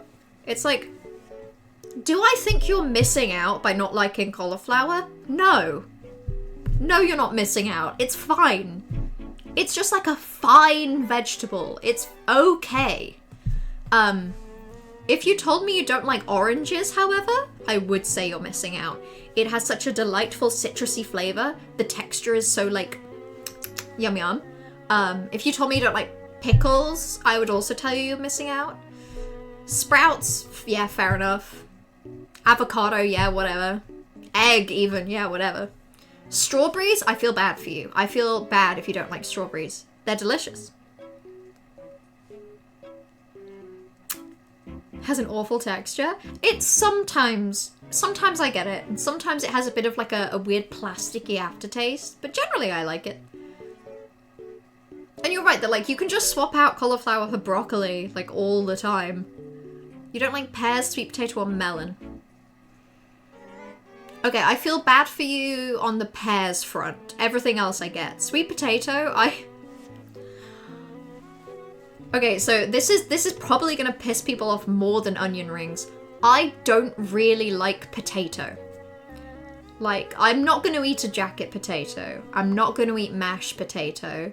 I will eat, like, roast potato if it's very small and very crispy. Same with chips. I will eat chips if they are small and crispy. Like, if the crisp to potato ratio is very heavy on the crisp side and low on the potato side. So, I prefer sweet potato, actually. I'd be way more willing to eat sweet potato than normal. But that's why I can't judge you for sweet potato, Corvus. Fair enough. Pears, however, I love pears. That's a shame. I also hate egg. Very fair. I feel like egg famously gives people the egg ick. People who like egg, even, sometimes go in phases of egg ick and egg positive. Can't eat oranges because I'm allergic to citrus and I'm sad about it. You should be sad. You should be. I'm so sorry if you're lost. I'm sorry you can't have them. They're delicious. But also, please don't have any. They're not worth it. They're not that good. Pears are so yummy. Anyone who doesn't like pears has just been exposed to the worst pears their whole life. The flavor of a pear is so fantastic. I can't describe it. It's so delicious. My one hard no is carrots because they taste so bitter to me. Yeah, you're fine. I'm not gonna say you're missing out. Carrots are fine. I feel like carrots are like cauliflower. It's like, that's okay. Just have other vegetables. You'll live. Like, if you don't like carrots, that's fine. Just eat parsnips. Or like courgette, I don't know. Just whatever. If you don't like cauliflower, fine, just have broccoli. Or like any other like leafy green, you're fine. You love roast and chips, but most other preps of potato are mid at best. Finally, someone who agrees. Even cheesy mashed potato is incredibly mid. Like, adding cheese doesn't fix the fact that it's just fucking mush. It's just a bit hot mush that, because it's potato, becomes cold mush very quickly. I need to inform everyone I went to a pub on Monday and ate a pizza topped with cheese, peppers, pickled onion, and artichoke. Okay, I'm with you for everything except for the pickled onion. I'm not a pickled onion fan. Also, you have to tell me, Trash, is that a pizza you designed yourself? Or is that just what they wanted you to have? That was their vision for their pizza? You didn't choose. They just thought these 4 things are great together. Were they right? Was it tasty? I love artichoke on pizza. I love an artichoke pizza. Artichoke black olives. Black pepper on a pizza. Hell yeah. Sign me up. My pet peeve is when fruit pots have random ass melons in them. Why? Probably because they're cheap. It's probably like the same reason that any Tesco meal deal thing has spinach in it. It's probably just a really like cheap thing. Like per thing of it you get a lot. Melon yummy. Sometimes melon can be delicious. Sometimes it can be so difficult to bite into that the mild hint of flavour that a melon has doesn't make up for it. Love other root veg though, fair enough. I think sometimes, we've all got very different taste buds. I think sometimes things probably just don't taste, some things probably just aren't right for our like taste buds, you know? And if it's carrots for you, Thievery, so be it. So be it. You know, fair enough. You removed the olives. You had to start removing pickled onion halfway because there were whole pickled onions. Yucky! That sounds bad. One time I got a plain cheese pizza and put my own toppings on it, like at home. And I sprinkled some falafel on it. I found like a baby courgette, you know, like a small, like a very thin courgette. And I just cut that into rounds, like coins. So some of that on the pizza. And then some pomegranate seeds. And it was fucking fantastic. If I'd have had feta, I would have sprinkled feta on. It was really yummy. So that's my recommendation. Definitely.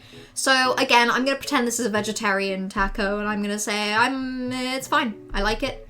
Again, I'm going to assume this is like any kind of ravioli. I fucking love ravioli. Yum yum. I've had a prawn, lemon and ricotta ravioli before that was just to die for. Just from the shops, but it was really good. This looks like soup. No thank you. I love mushrooms with all my heart. Okay, this is also pickles. I'm not gonna just eat a whole pickle, probably, by choice.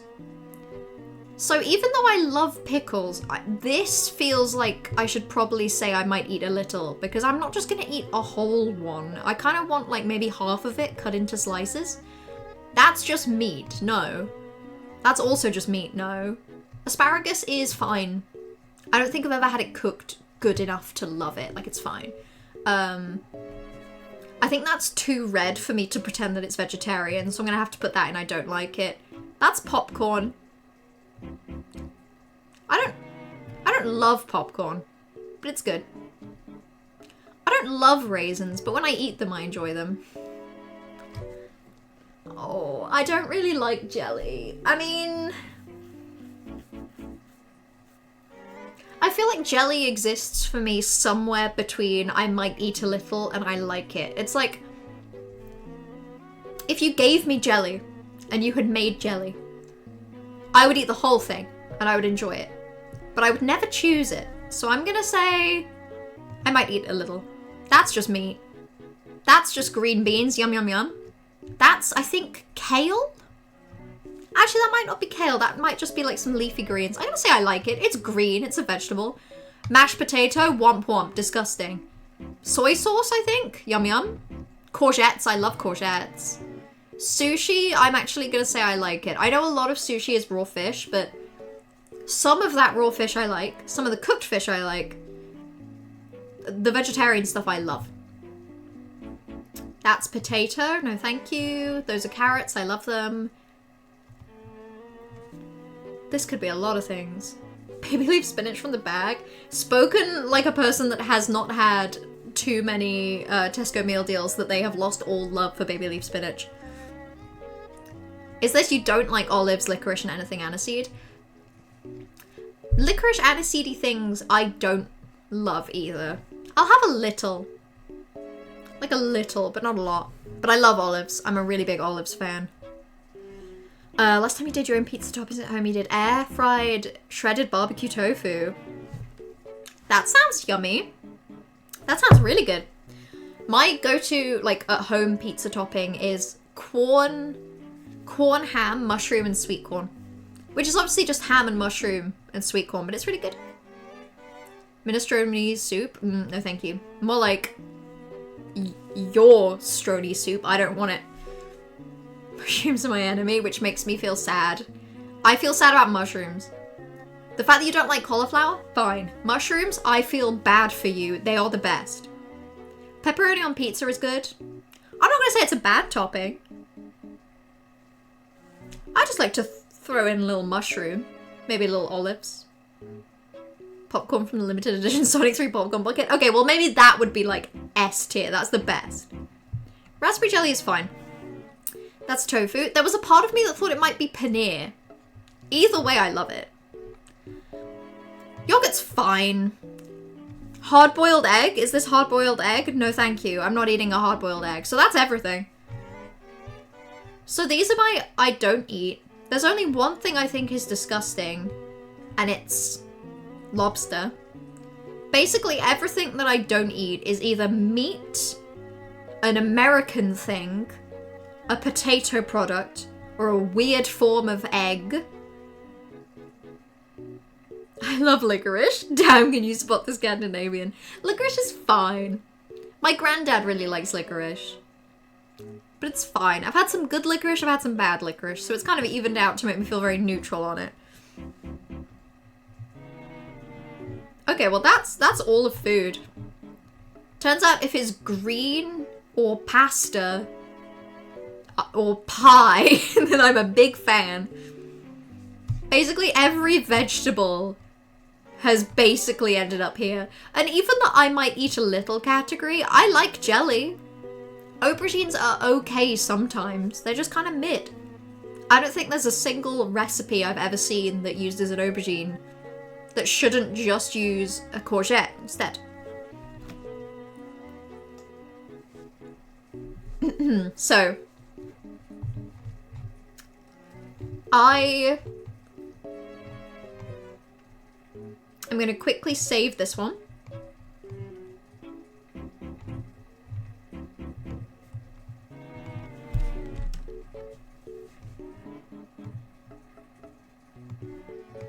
That didn't work. Hold on. Foods. There we go. That's saved. I'm also going to quickly check in with what tier list was suggested. Just to make sure that we've had some variation. Also, that pizza thievery looks fucking incredible. Maybe, okay, pizzas are a situation where I would eat aubergines and enjoy them quite a bit.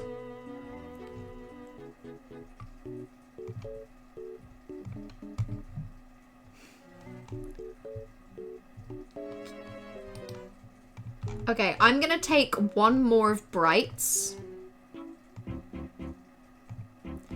And I'm gonna quickly add this to the list.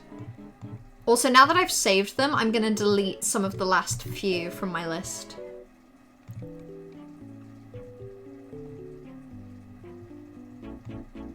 So. Let's zoom out a little. Also, I don't think I need this one on the side anymore. So, let's go with stands. I am worried now that this is going to be a really big list. Okay, actually this was a terrible idea. There are a billion. I might, okay. I see now why Bright is laughing at me. Let's have a look at the other one. The Many Skins of Johnny Sins.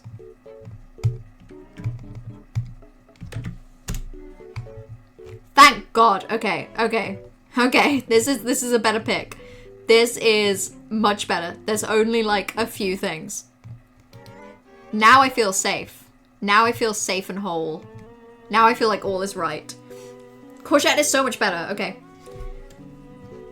So, considering that I have no idea who this is, we're gonna speedrun this one a little. Butler is B tier for Butler. C is D tier for CEO. Doctors are pretty based.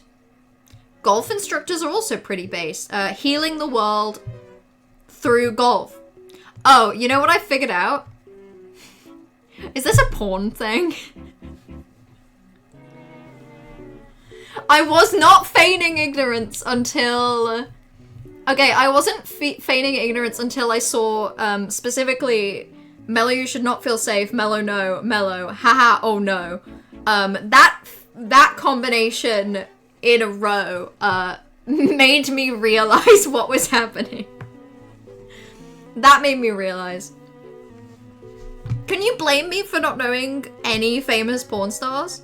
Can you look me in the eye and really, like, is this a surprise? Is this new information? Are any of us really surprised that this rank 0 bells to me? You only know of him because of the memes? Fair enough. I haven't even seen the memes. Okay, fair enough. You know, I'm still gonna go at this assuming that this man has had many careers. Hockey players? I don't care for hockey. Inmates? C tier, you know, I'm sure he can be redeemed. In fact, I'm sure the plot is that he gets redeemed somehow. Interns, it's basically the same as being a butler. Lawyers could go either way, but I'm gonna put them in A for Ace Attorney. Last man on Earth. Okay. Last man on Earth, let's go with D tier because I think that's pretty sad. Massage therapist, again, healing the world, S tier. Personal trainer is like healing the world, but only for people with money, so we're gonna say B tier. Piano teacher, I'm sure nothing could ever go wrong with that. I'm gonna say C tier because I think music is bad for the world. Pool boy, D tier. I don't think I need to explain that one. Professor is C tier. It's the same vibes as a piano teacher. Student is B tier because it's better vibes than a professor. Teacher and teacher again and teacher again and teacher again and teacher again and teacher again and teacher again. They're all gonna go in C tier. And then yoga instructor, healing the world, but only for rich people, but in a sillier way, is gonna be A tier. So there you go. That's for you. That's for you. That's for all of you. At least that was a quick one. I think, honestly, the less I know sometimes, the easier it is to just kind of burn through it. The fanfic tropes one took forever because I had simply so many opinions. This, barely any opinions. You know what's occurred to me? We haven't done the tier list yet of all of the games. That's the next one. That's actually what we're gonna do next. Because I did prepare it and I forgot that I did that. So hold on. That's what we're gonna do next. So, let me make sure this has everything in it that we need.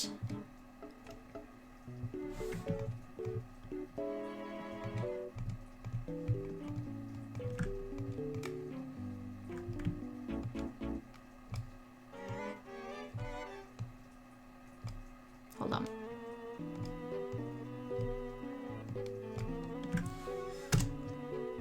Okay, cool. So, Singularity, what's going on here? So, I've been doing just a bunch of tier lists, basically. So, we've done a tier list of Final Fantasy VII characters, a tier list of foods, a tier list of roles of a famous porn star, I guess. And now, we're gonna be doing games that I have played on stream, ever. So, what I did is I took Trash's version from 2022 and I just added more, which is why this list is insanely long. So we're gonna make a start because this is gonna be the next 20 minutes and then I'm probably gonna end the stream. Yeah, I'm feeling fearful of Kingdom Hearts ranking. Yeah, I'm feeling fearful of a lot of games, mainly because a lot of these, you know, when I last did this, basically every game from... That one shouldn't be in there, I'll ignore that. Every game from, like, Have a Nice Death and above, was in here. Obviously in 2022, some of these were a little fresher than others. Like, for example, Her Story I played in 2020, I think. I don't really remember it very well. So, we'll see. Yeah, this should be everything. There's a chance that some things are missed. Mainly because I just imported a bunch of images and I could have missed something. But this should be everything. I'm gonna make a silly tier. So, first of all, let's change the color of this tier to like an even darker green. You'll have to have some patience with me, by the way. I've been having an issue with my mouse where like every so often it stops clicking very well. So, this bottom tier, this is gonna be absolute piss and pee. That's gonna be for like the lowest of the low. The S tier is gonna be fundamentally, I was gonna say fundamentally changed me as a person, but we're gonna, that's a long word. So we're gonna change it to why I am gaming. I'm gonna spell gaming wrong just for fun.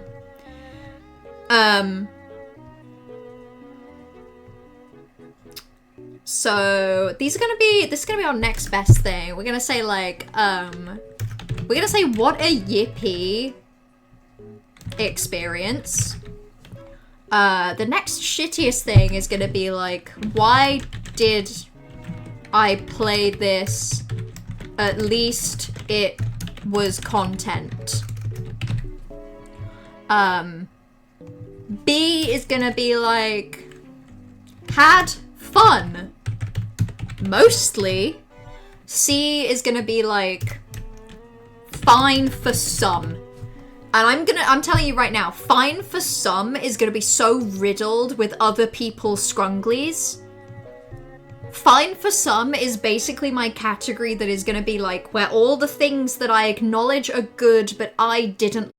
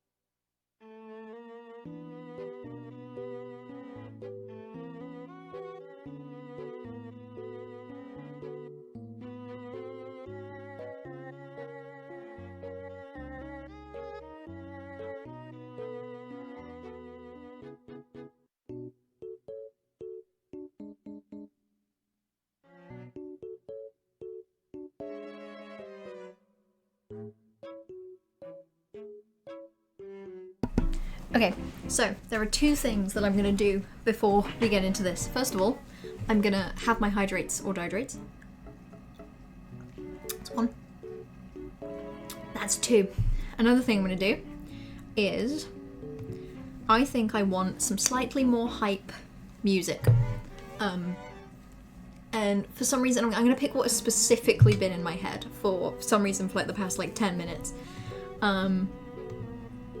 We're gonna go with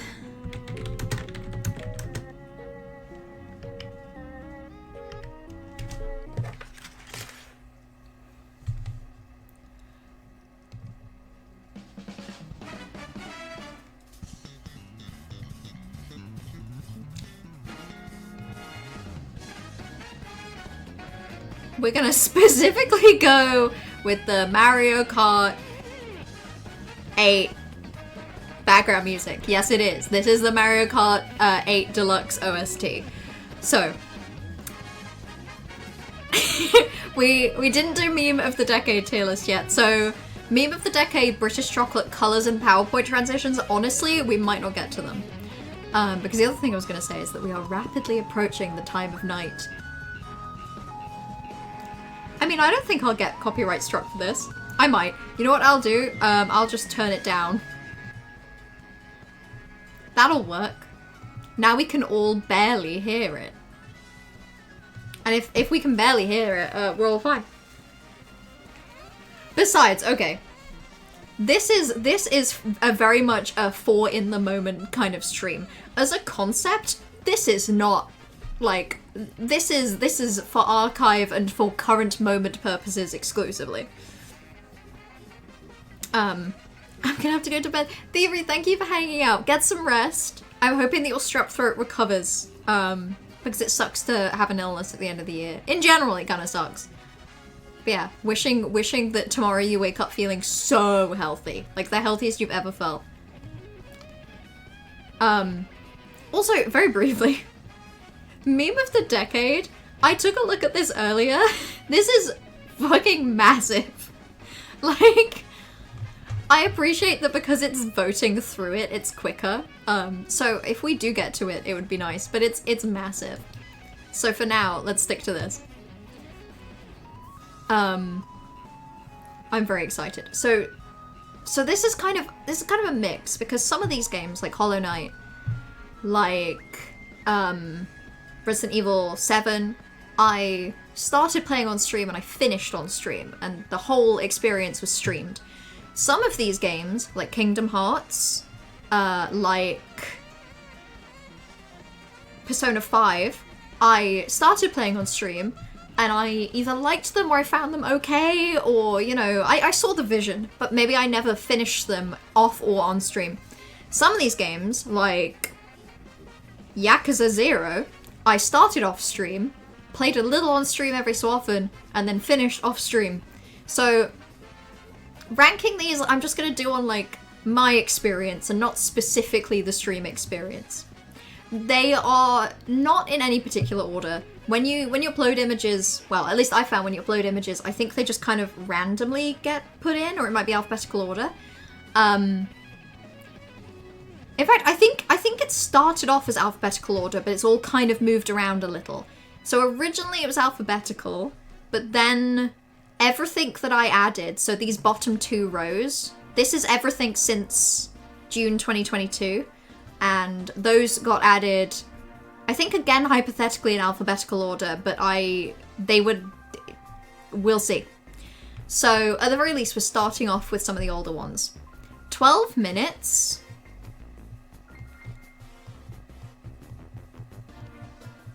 I'm gonna say 12 minutes was had fun mostly. It was a really fun game. I like the vibes. The incest themes were slightly not fun.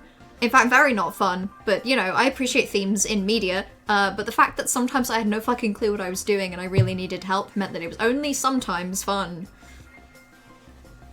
A Normal Lost Phone, honestly, what a yippee experience. Like, I hesitate to not put that in why I am gaming, because streaming that and playing that was so fun, but also I don't really feel an urge to go back to it. But it was so yippee. I want to tell you where we'd put these from an audience perspective in Discord. Hey, if anyone, so the problem with that is that the version that is linked in Discord is from 2022. I had to add everything else myself, so you can't do the exact same tier list. Like, I couldn't find a way to export it, but if people want to share their opinions as we go, please do in general. Like, especially if I put something in Yippee and you're like, what are you talking about? This was ass. Yeah, it's alphabetical by file name, which is what messed it up. Animal Crossing, I'm gonna say had fun mostly, honestly. I fell off from it very, very quick, which means that it feels like in my brain it never really had a satisfying end point. Also, the fact that, like, I bought a second Switch specifically to stream Breath of the Wild and then later Animal Crossing is very silly to me. Normal Lost Phone was really good. Like, definitely better than Animal Crossing. Life is Strange Before the Storm was also fun mostly. If I'm honest with myself, Ben 10 Protector of Earth is very much the definition of why did I play this, at least it was content. Because, like, all I did was button mash. And also it's stupid. But it was weirdly fun. It's just I don't think it's a good game. I don't think it's good. This is where the tier system doesn't necessarily work, because it's like, I objectively think Ben 10 was way worse than Life is Strange in 12 minutes, but I kind of had more fun with it. Like, it's kind of hard to rank. Ben 10 was excellent. I can't put it at Yippee. I can't do that. Maybe... Oh, I honestly don't know. I'm gonna have to leave it where it is. Also, hello Mint! How are you doing? We are ranking all of the games I have ever played on stream. It's going well. We have a lot to get through. Bloodborne. Fine for some. Fine for some. Like, I feel like it's pretty obvious why that is my thought. Like, basically every time I played Bloodborne on stream, at some point, I went and sat in the corner of my room and cried. So maybe not the best. In fact,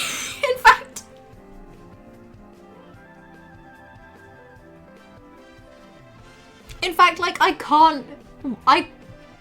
can't bring myself to put Ben 10 below it. But I'm gonna stick to it. I'm gonna stick to it until I change my mind. Hope everyone had a good Xmas and Boxing Day and anything else you might celebrate. I did. I had a lovely, Christmas. I don't celebrate, like... I celebrate in a traditions-only way, you know? Like, I celebrate in simply it's lovely to... I see my family and we have a big dinner and it's great. Like, that's lovely. And I had a great time. It's also really nice to be off work for 2 weeks. I'm enjoying that a lot.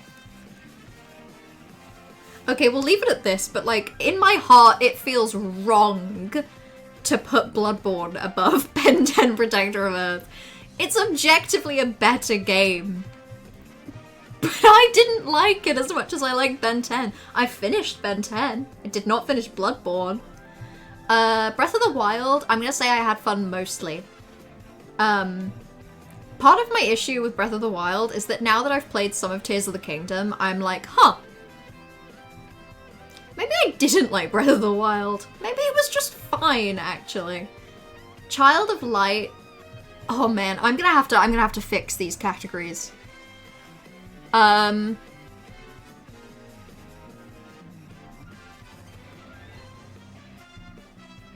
in fact, A Normal Lost Phone is going to Why I'm Gaming. Animal Crossing is going into what a yippee experience. Now I'm happy. Child of Light, I'm gonna say has had fun mostly. I remember all of the rhymes making me feel like an insane person, which was really fun.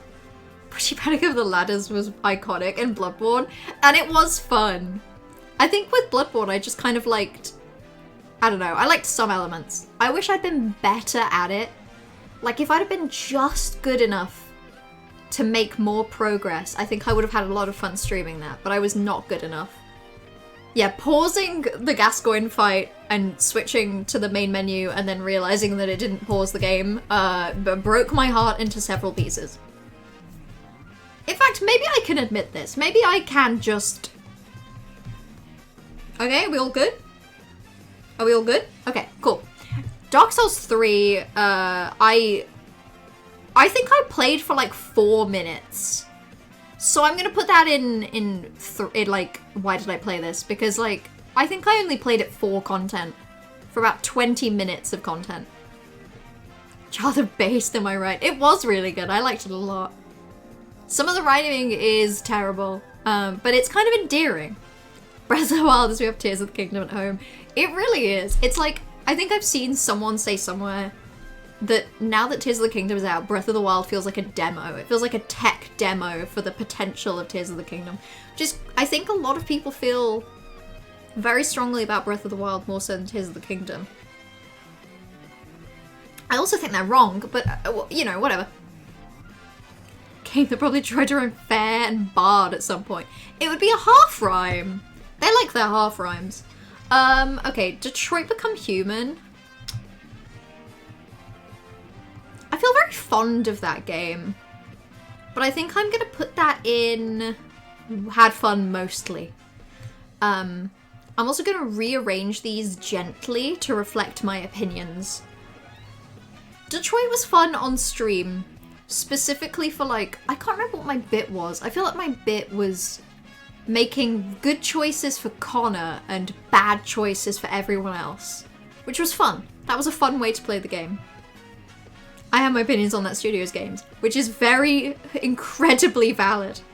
I think when I first watched Detroit Become Human playthroughs, I didn't really know a lot about the studio, and I still don't know a lot. So a lot of it is just my fondness in retrospect, I guess. Yeah, David Cage, famous guy. You are in Detroit. You are one of the main characters, so you do have to enjoy it. Yeah, me when I am not a Soulsborne, a Souls-like enjoyer. You know, famous Souls-likes. Well, famous Souls games, Dark Souls 3, Elden Ring, and Ben 10 Protector of Earth. Fall Guys is such a yippee experience. I think anytime I've played Fall Guys on stream, I have exclusively had fun. The first time I played Fall Guys on stream, I had a glass or two of peach schnapps and lemonade beforehand, and I think it was the first time that I streamed slightly tipsy, and I really enjoyed it. I find the David Cage games are just dumb fun while I play them, but don't hold up under the slightest amount of scrutiny. That is 100% right. That is probably the best summary of them. Like, I remember watching a playthrough of Beyond Two Souls back in the day that I loved, but I'm very aware that that game probably doesn't, like, I don't know. I don't even know if it's that fun to play. I've got no urge to play it because I feel like it's the kind of thing where it's like a fun thing to watch someone else do. Firewatch was so gaming. Firewatch was like maybe the most gaming thing ever. Also, I'm just gonna like gently move that down so you can see what's coming up a bit better. I loved Firewatch. Firewatch, okay. The best way I can explain it is that like Firewatch and a normal Lost Phone, and I'm gonna do this before we even get to it, and Hollow Knight. All three of these games, I would fucking love to erase from my brain so that I can play them from scratch all over again. That I would kill. I would love that. Like, that's the dream. Animal Crossing and Fall Guys, I loved them. I had so much fun. Very yippee. But I don't think I want to erase them from my brain. I don't think I want to start fresh with them the same way that I kind of do with the other three. So I guess that's how I know that something is in the top tier gaming categories. That if I could easily surgically have removed the memory of the game such that I can do it from scratch, I would love to. God, I know that now. You do, you know that it's true. Flower is fine. It's fine. Like, it's fine. It's fine. I barely remember it. I think you're a petal? Like, it's a cute little experience. And I feel cruel putting it on the same tier as Breath of the Wild, but like, vibes-wise, it has stayed with me the same amount, pretty much. I'm forever sad I missed Mellow Watch gaming streams. I missed a portion of Mellow lore. You did. And you'll never get it back. That time is gone. No, it's, you know, there was... Mellow lore is a funny term for it.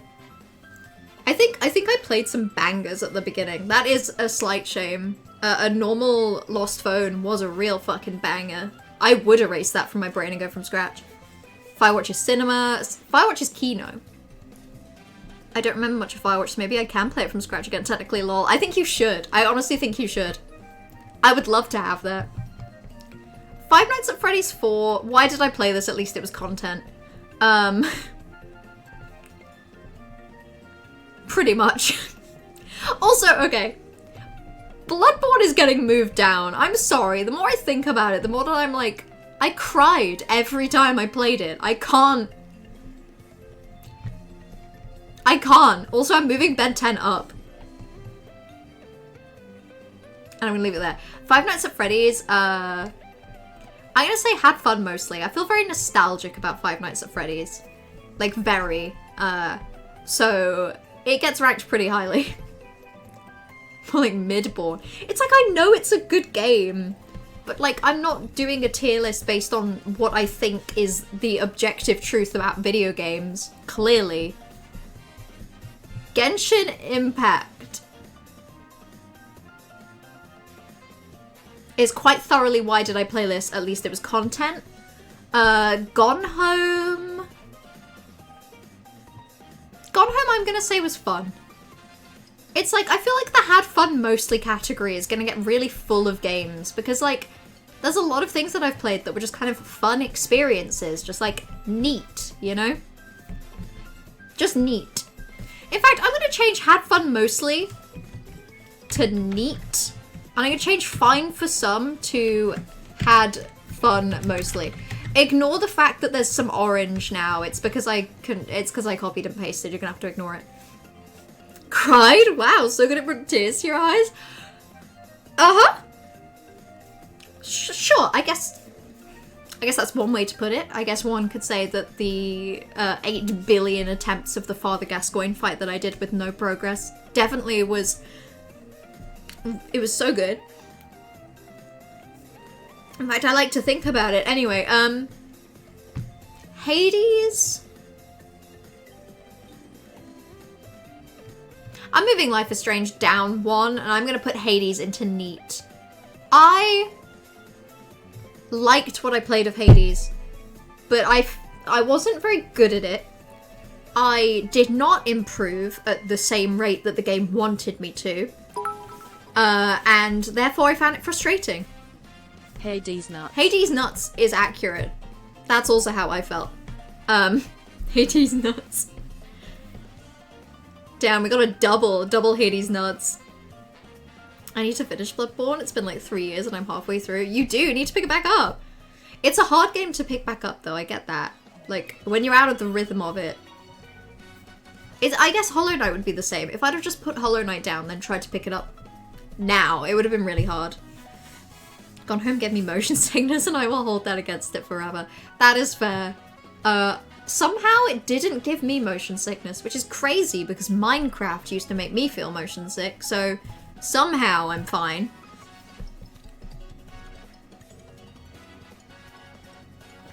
I also need to finish Hades, but I'm bad at it, yeah. That's the only thing. That's the only thing that makes Hades, like, neat. Because, like, it was fun to play, but it's kind of heartbreaking to enjoy a game that you know you're not good enough to finish. With Bloodborne, I wasn't having enough fun that it was fun and wasn't just fucking sad. With Hades, I was having enough fun that it just made me, I don't know, it just made me a little sad, you know? I'd have to put so much time and effort into being good enough at that game to actually beat it, and that kind of killed the magic a little. So, bearing that in mind, maybe I have to be honest with myself. Her story was yippee. Her story isn't on the same tier as these, where it's like I want to erase it from my brain, but it is fine. Inside was neat. It's very nearly yippee, but it's not quite. But I would say that it's probably at the top of the neat category. How many hours of Hades 1 did you have, Corvus? Because I feel like I've got like 12 or something. I don't have a lot. Jackbox games. Okay, I know I was literally just saying that these are going to be based on my experience of the game overall and not just what I streamed. For Jackbox, I'm going to make it what I specifically streamed, because I've played too much of this in so many different, like, social circles. And I really feel like Jackbox games are the kind of thing where the games themselves only matter in the context they're in. And in the context of streaming, I had fun, mostly. Mostly. Sometimes it was not very fun. Sometimes it was not good. Corvus, you had 300 hours for Hades 1? Inside is based. It is based. It is based. Unfortunately, based is neat, you know? I see Little Nightmares 2 down there. That shit better end up in piss and pee. Maybe if it was your tier list. Maybe. Maybe at that point. Bloodborne's aesthetic is enough to make it silly. That's fair. That's fair. I like the aesthetic a lot as well. It's just I'm not built to be the kind of person that can throw myself at a wall like that. And that's where I had to stop with Hades and with Bloodborne. I just couldn't do it. I'm going to put Bloodborne above these three, though. It feels kind of mean to put Bloodborne behind a game that I played for about 4 minutes. I'd put Jackbox lower, I can't lie. You may in fact be right. Okay, I'm going to put it lower, but I'm going to put it at the top of why did I play this, at least it was content. There were some good moments, but it stressed me out.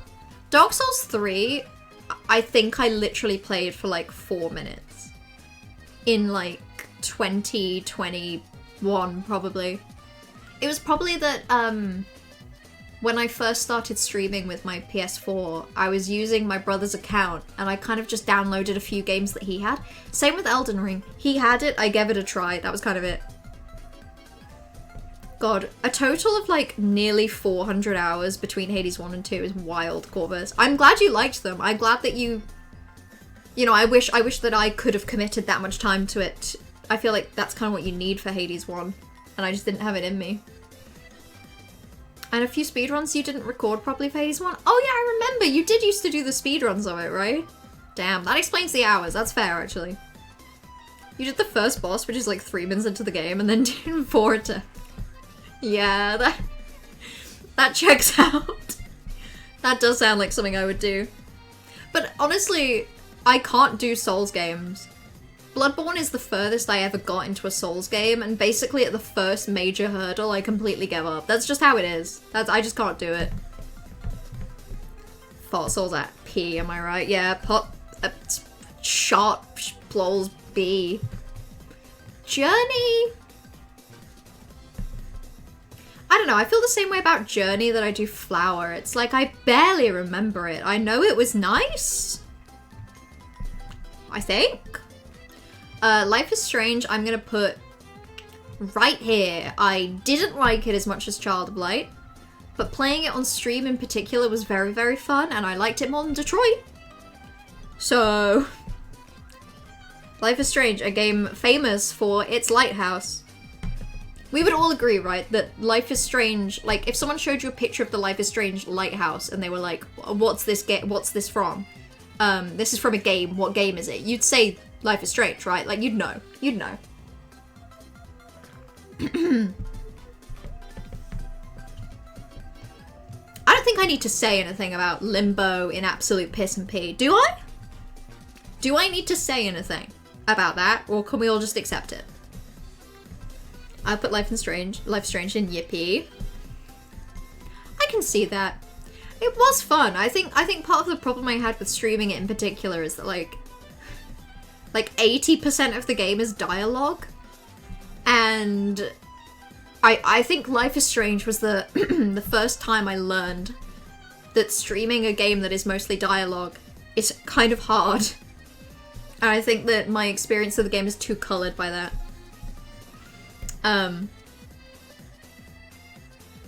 I love Life is Strange, but watching people play it in 2024 and listening to the dialogue is, yeah. I think I played it in 22. Or maybe even 21. In fact, it was probably 21. Late 21? I don't really know. Even then, movie game. Yeah, which isn't a bad thing, right? Like, God, in many ways, so is Detroit. In many ways, A Normal Lost Phone is basically book game. Like, I've got no issue with it. But like, I don't know. I guess that's exactly it, right? Is that because it's a movie game, it works better when you just play it on your own. In silence. The second you start trying to stream it, it's like, it would be like if I was like, hey guys, I'm putting on this movie. And you were like, oh cool, I love this movie. I can't wait to watch this movie again. And I like, it would just be hard to maintain any kind of stream presence and also watch a movie. Telltale started it all? I used to love Telltale. In fact, the fact that I haven't streamed the first Walking Dead game yet is mind-blowing to me. I used to love it. Shittle Bismas 2. Put it in the fucking bin. Yeah, Party did not like Little Nightmares 2. I did.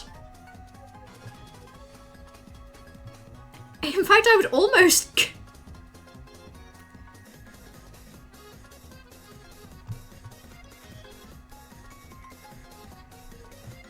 Okay. I preferred Little Nightmares 2 to 1. I found 1 way harder, but also I played 1 in 2020, I think? And I was actually ass at video games then. I've only, like, in the past few years graduated from ass to fine. But I think Little Nightmares 1, when you're ass at video games, is really annoying.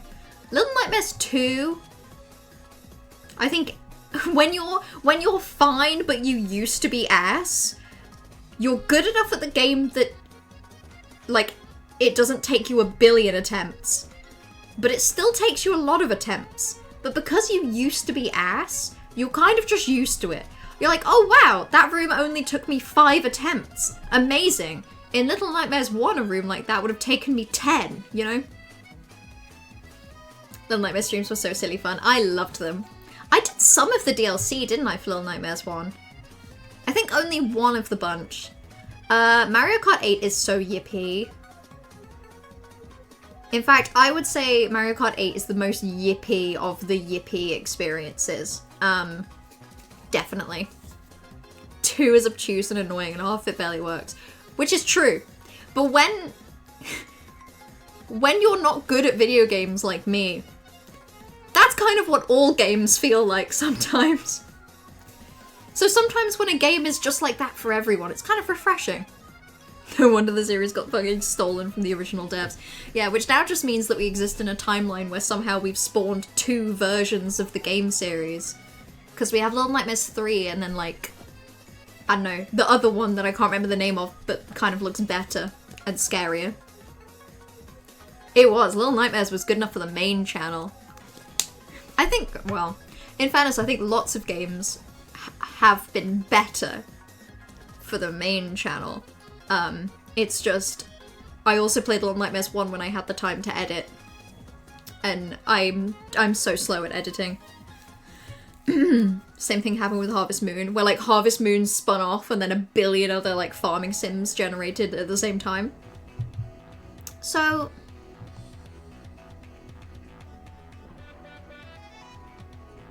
Minecraft is neat. I think we can all agree. Minecraft is neat. I'm not saying it's yippee. I've had fun streaming it, but again, I kind of actually feel the same way I do about it as I do Hades, where it's like, to get a satisfying end point, I'd have to put a lot more time in. So actually, maybe it's more like there. Maybe if I'm being honest, it's there.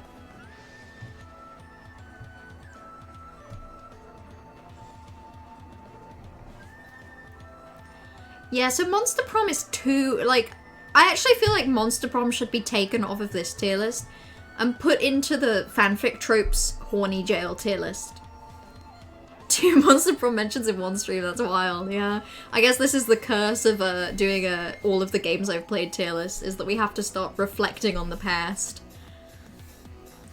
In that the publisher basically booted out the original devs, then they made basically a spiritual successor while someone else was handed the original. Damn, I didn't know that had happened to Harvest Moon. It's gonna happen to Risk of Rain as well? That would be a shame. That would be sad. Damn, why does this happen? Is it because the games industry is fundamentally not very good at the moment and probably hasn't been for a long time? Can I recommend a new category based on what I just misread? Yeah, feel free. Feel free. I may or may not take it into consideration, but I always welcome a new category. Although saying that, I'm beginning to think I might have too many categories for the space, but that's fine. So, Ori and the Blind Forest was neat. It's been... Was it neat? Or was it had fun mostly? It's been too long since I played this game for me to really accurately, properly, like, put this into a correct place. It had gorgeous vibes, lovely aesthetic. But the more I think about it, the more I remember that lots of parts of it annoyed me. And because of that, I think it is going to have to go into had fun mostly. Because that's very descriptive of my experience of the game. Like, I had fun. Mostly.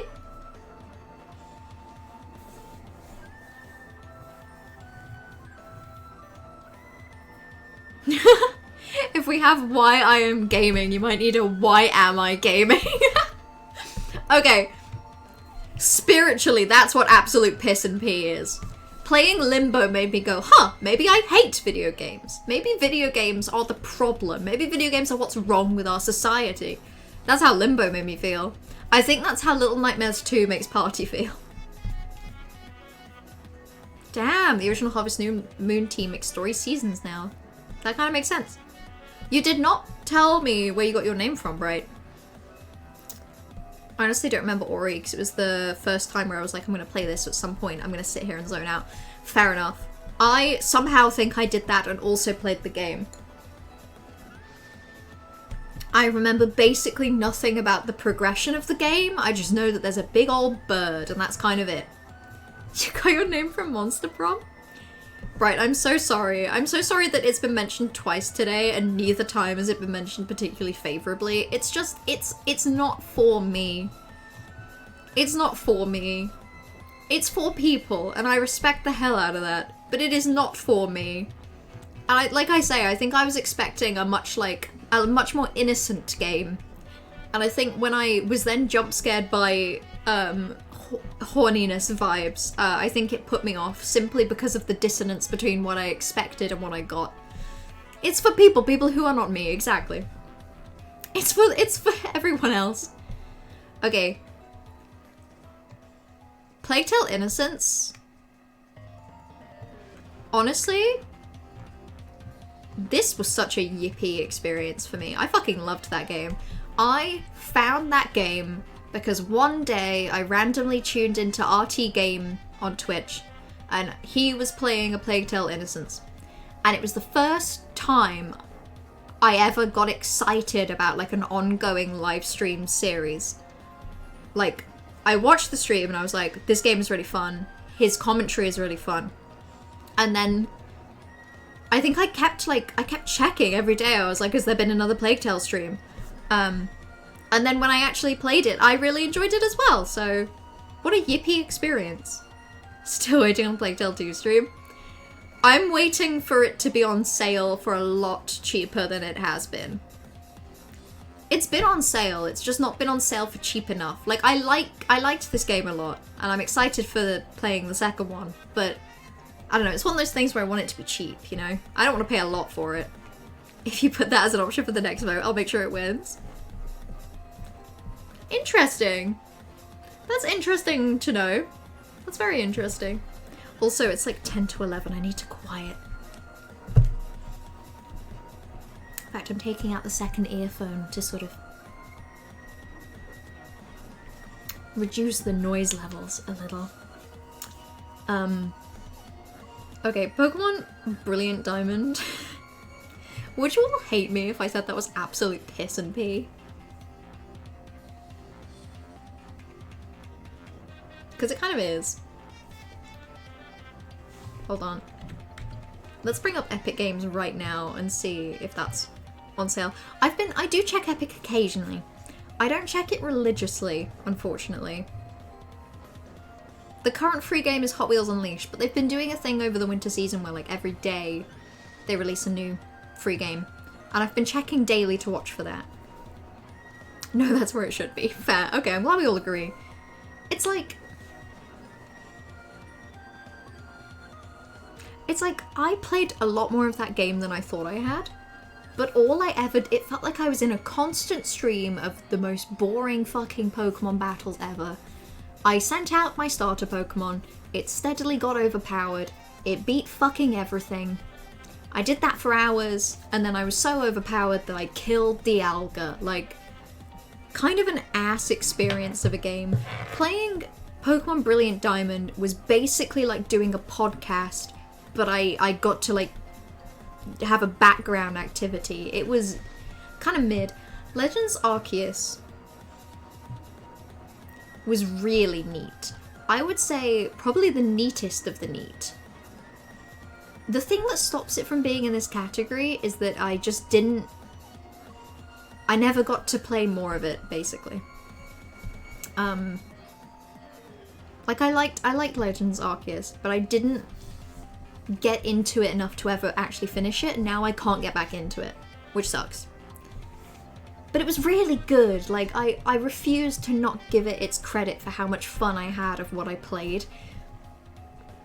But maybe I have to bump it down, just because it feels unfair to put a game that I only, like, played 3% of so high. But it was really good. If I'd played more of it, it could have honestly been, like, top of Yippee experience. Should have done a Nuzlocke run. I probably should have. That probably is the only thing that would have saved Pokemon Brilliant Diamond from the absolute pee-pee poo-poo it was. Ratchula was really fun. I feel like Ratchula is on the same tier as like Gone Home and 12 Minutes, where it's like, it was quite a short experience. The Ratchula was so short, in fact, I think it was about 20 minutes of my life. But I really enjoyed it. I enjoyed playing that more than I enjoyed playing anything in Had Fun Mostly. Yep, that's not a lie. That is true. Maybe I had fun more because it was only 20 minutes, so I didn't have to think too hard, but it's still true. I did. I played it whilst waiting for Bloodborne to finish installing. That is exactly what happened. I think... I almost want to say that Curie recommended it. And then I just played it because it's in browser. It's really quick. Quick and easy. Resident Evil Biohazard? So yippee.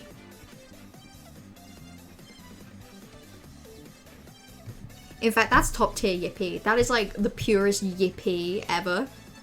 I have a strong feeling that some other Resident Evil games further down this list are going to replace that in the top spot of yippee. But it's still there. It's still there. That was the first Resident Evil game I ever played. I think at that point I had seen some playthrough of Village, and I think I'd seen Snapcube's Resident Evil 2 fandom. But like, I went into that game relatively fresh, and I think it put me on the path that led me to fall in love with Resident Evil, so I'm happy for that. Making 2025 the year I finally play a Resident Evil game. Yippee! Yippee! Me with Village last year. I may have purchased Village recently on a Steam sale. Just saying. Just saying that it may have been about £13 in a Steam sale. Snapcube mentioned, Penny Parker mentioned. I think it might just be exclamation mark Penny Parker, unfortunately. But I technically never said Penny Parker. I did just say Snapcube, which is different. 7 and Village. 7's really good. 7 was really spooky and really fun. Village, I have a feeling, obviously, is more like action-esque, but I'm looking forward to it. Sims 2. It's fine. I had fun mostly. It's, you know, I'm not saying there's anything wrong with The Sims 2, but like I barely played it on stream and it's okay. Sims 4 slots in very neatly between Ben 10 and Journey.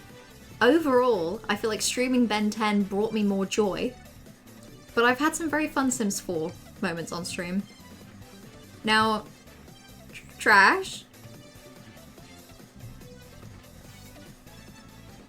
I know this is deeply unfair to Sir You Are Being Hunted, because I played it for about like an hour and a half. But I couldn't do it. I couldn't. I'm sorry. I'm so sorry. It's just with good conscience, I can't. Like, I feel bad actually having like Bloodborne. In fact, Dark Souls is going down here. Absolute piss and pee.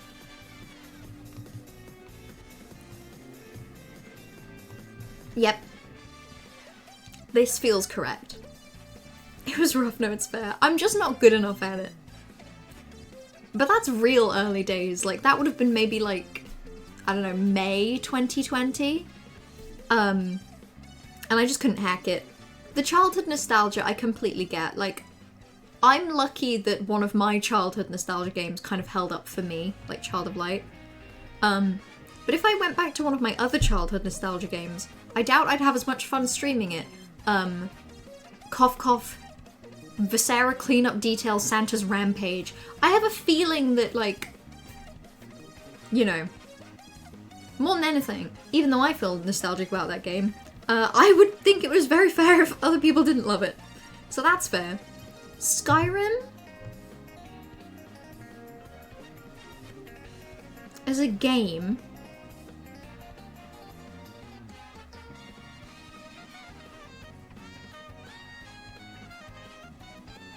probably right about there. Probably right between Ori and Hades. I don't remember Ori well enough, and I remembered loving the vibes and music of Hades, so that's where that's gonna fit. I don't like that those are nostalgic games for you. It's the first thing I could think of, Corvus. Portal 2 I also feel very nostalgic about, but I think that unfortunately not only holds up, but I think everyone should play. I don't know if So You're Being Hunted is actually good, I just vibed with it a lot. It probably is. I can see why people would like it. Like, I get it. I didn't get it, you know? Stellaris I also really liked playing, and I also really liked streaming. Stellaris is probably gonna go there. Right between Inside and Child of Light. One thing I occasionally forget, do you remember when I streamed Stellaris on the Stellaris Steam homepage? I think that's where, yeah, do you remember when I did that? I did that for like 3 hours and then I got a train. Which was crazy. And I forget that was even a thing I did. And that was really fun. Like, I got given a save file that other people had been using over Christmas, and it was really fun. My biggest nostalgic games are RuneScape and Rollercoaster Tycoon 2 and 3, and those, I feel, are less scary to say than So You're Being Hunted and Viscera Cleanup Detail. Viscera Cleanup Detail I probably just watched, like, I don't know. I probably just watched a YouTuber play it, and I was young and impressionable, and I had a debit card with money on it, and I was like 13, so I bought it on Steam. These things happen. Superliminal was really neat. I'm saying Superliminal is somewhere between Life is Strange and Pokemon Legends Arceus. Viscera. I know it's Viscera. I know it's Viscera. But 14-year-old Mello didn't know it was Viscera. 14-year-old Mello could only read it as Viscera, and that has lodged itself in my brain too firmly to get rid of. So, like, I know I'm wrong, but I can't bring myself to correct myself whenever I say it. Like, I've had nearly 10 years of my brain vaguely thinking it's Viscera cleaning up detail, Santa's rampage, so it's very hard for me to accept that it's Viscera. Even though out of the context of the game, I promise I would say Viscera. Me with pronouncing Suicune as Sushin. Yeah, exactly. Sometimes the childhood mispronunciations stick a lot harder than we'd like to admit. Right, okay, let's speedrun a little, because it's getting to be bedtime. Surviving Mars, I had fun, mostly. I'd put it like a step above Skyrim. It was kind of a weird game to stream, and I didn't play a lot of it, but maybe it's there, actually. Maybe it's between Ori and Minecraft. Terraria, absolute piss and pee. I don't want to answer any questions about that. I didn't have fun. I think me playing Terraria in the year of our Lord 2020 is what it would feel like for someone who has never played Minecraft to play Minecraft in the year of our Lord 2024. It would be fucking confusing. Everyone would know way more than you and would be like, no, it's fine, just do this. And it would be very stressful. Beginner's Guide was really fun. I would put Beginner's Guide solidly right there. Right between Inside and Stellaris. Like Americans with aluminum, yeah. Although in fairness, I do think in America it's spelt without the I. I'm convinced, obviously, it's aluminium, like everywhere else. But I do think in America they dropped the I somewhere. They left it, they lost it somewhere. You pronounced Heracles as Heracles? Okay, that's funny, that's silly. That's a better way to do it. League truly cannot introduce new players. I feel like it's true for a lot of, like, I don't know, like live ongoing games as well. The First Tree is kind of in the same genre as, like, Flower. And the more I think about it, the more I think that actually all of those games kind of don't hit enough. Twilight Princess, I know is neat. I enjoyed it more than Life is Strange.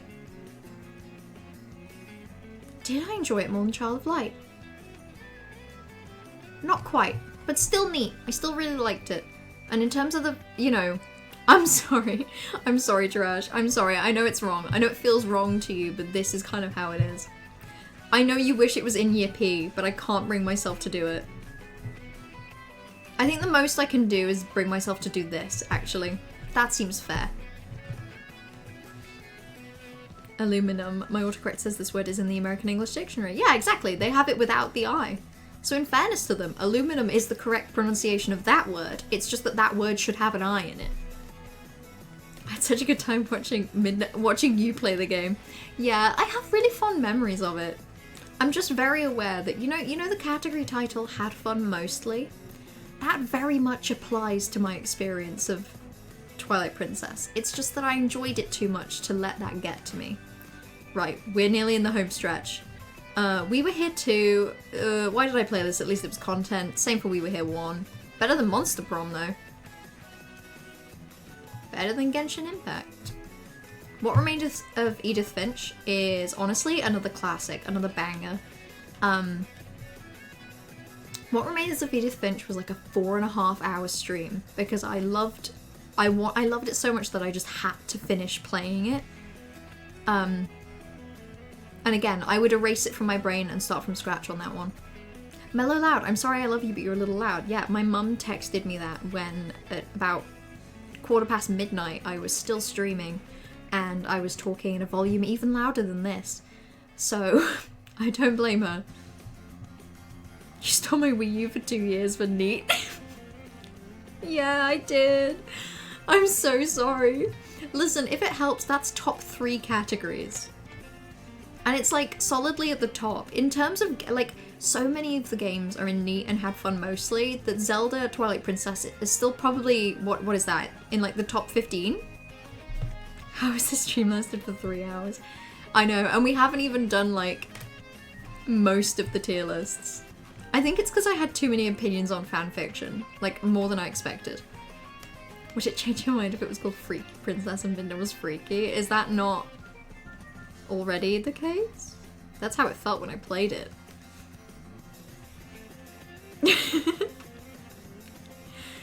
It was 2 years, wasn't it? It was just Twilight Princess that I stole it for though. I think it's just that I took it and then I didn't play it for ages, and then it took me ages to play it, and then it took me ages to give it back. I don't think I played anything else on Wii U. I think I briefly played a bit of Splatoon. You would like an on-screen celebration? Well, you're gonna have to hold on. I'm gonna have to... What would you like? You would like Midna? I can give you Midna. I can easily give you Midna. Give me 1 second.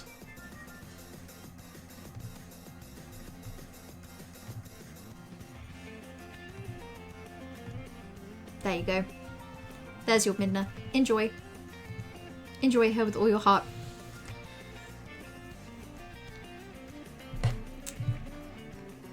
Yeah, the only reason we got Twilight Princess is because of I borrowed Trash's Wii U and copy.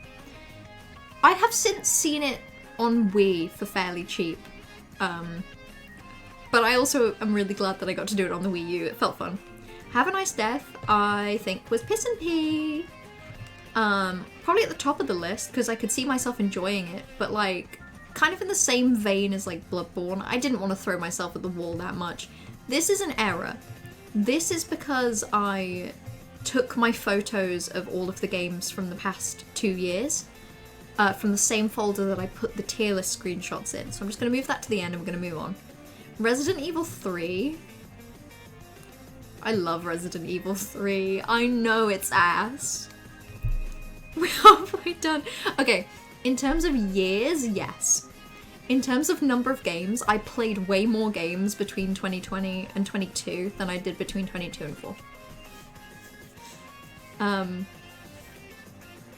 So RE3 is gonna go under, like, behind 7. I had so much fun playing this game. Yippee. Tears of the Kingdom is also incredibly yippee.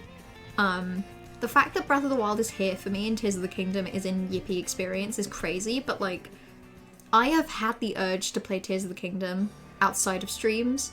I streamed it and then I dropped it and then I picked it up. Like, I've gone on a journey with this game, but I love it. Are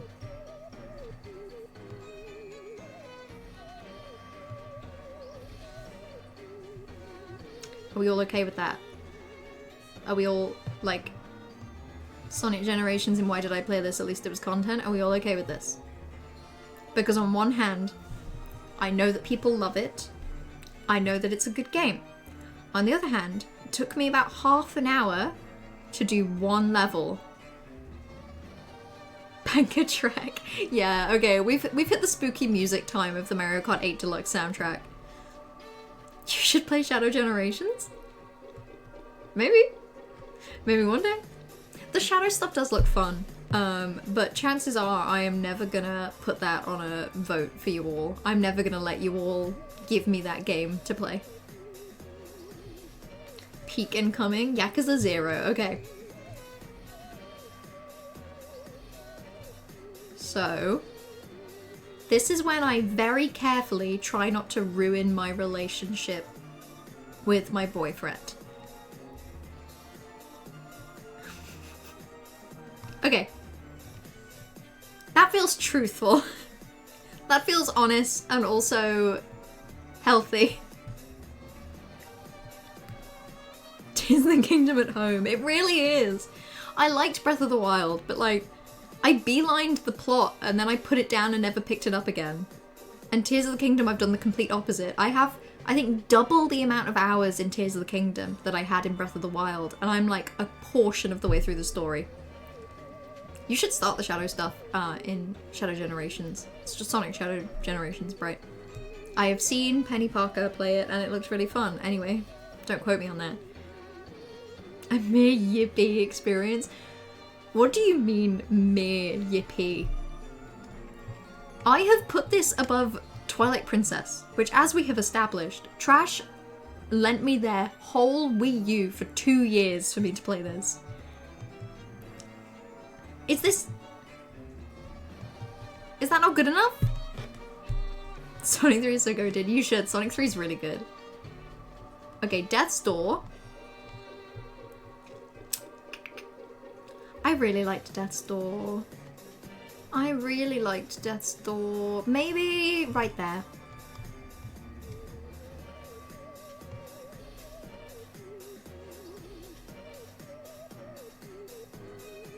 Okay, sorry, I did a quick little rearrange where I moved inside down a little bit, and I wanted Death's Door right between Beginner's Guide and Twilight Princess. That feels correct. That feels very good.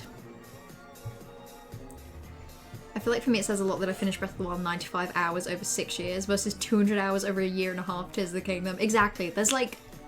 I think it's not even just that there's more game in Tears of the Kingdom. I think it's that what game that is there you actively want to play so much more. That's what I've felt anyway. Like, I finished Breath of the Wild having done only a very small portion of what game was available, but I didn't feel like I'd missed out. Like, I didn't feel the urge to do more. Whereas with Tears of the Kingdom, I find myself just wanting to do everything. Where would Yakuza 7 go? It would go... It would go between a normal Lost Phone and Firewatch in the Why I Am Gaming category party. Yakuza 7 single-handedly made me think, maybe turn-based RPGs are really, really good, actually. Like, I don't think I'd have even tried to play Final Fantasy X if I hadn't loved Yakuza 7. And I loved Yakuza 7. Yakuza 7 retroactively made me put Yakuza 0 as high as I did. Without Yakuza 7, 0 probably would have just been in neat. But retroactively I like it more because of that. Jedi Fallen Order. So on one hand, Bloodborne is a game that made me cry a lot when I played it. Jedi Fallen Order is a game that made me cry a lot when I played it, but also, like, I mostly had fun, I think. And once it had some iconic moments, and also once I cracked the parrying, I felt like it was all a lot more enjoyable. So, yeah, okay, you're off the hook. Thanks, party. Thank you. So that's how I feel about Jedi Fallen Order. No urge to play the sequel, but there it is. Alien Isolation, I'm gonna put right there. The fact that I didn't finish it because I found it too difficult and stressful, I think says a lot. But also, I really did have fun with what I played. I think it's just that it, again, similar to Sir You're Being Hunted, it is too high stress stealth for me. A Short Hike was delightful. God, in fact, it's so hard not to have, like, recency bias, I'm realizing. Like, I probably did enjoy my however many hours of Animal Crossing more than I enjoyed A Short Hike. I probably enjoy Fall Guys more than I like A Short Hike. It's just New Stimulus really, really good. New Stimulus silly.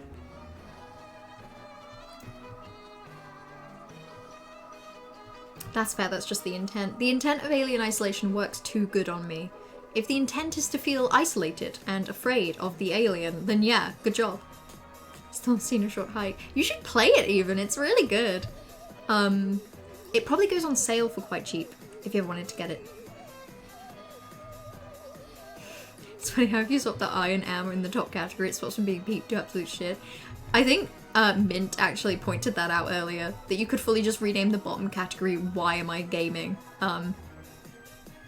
It works. So Garten of Banban is like peak, why did I play this? At least it was content, you know?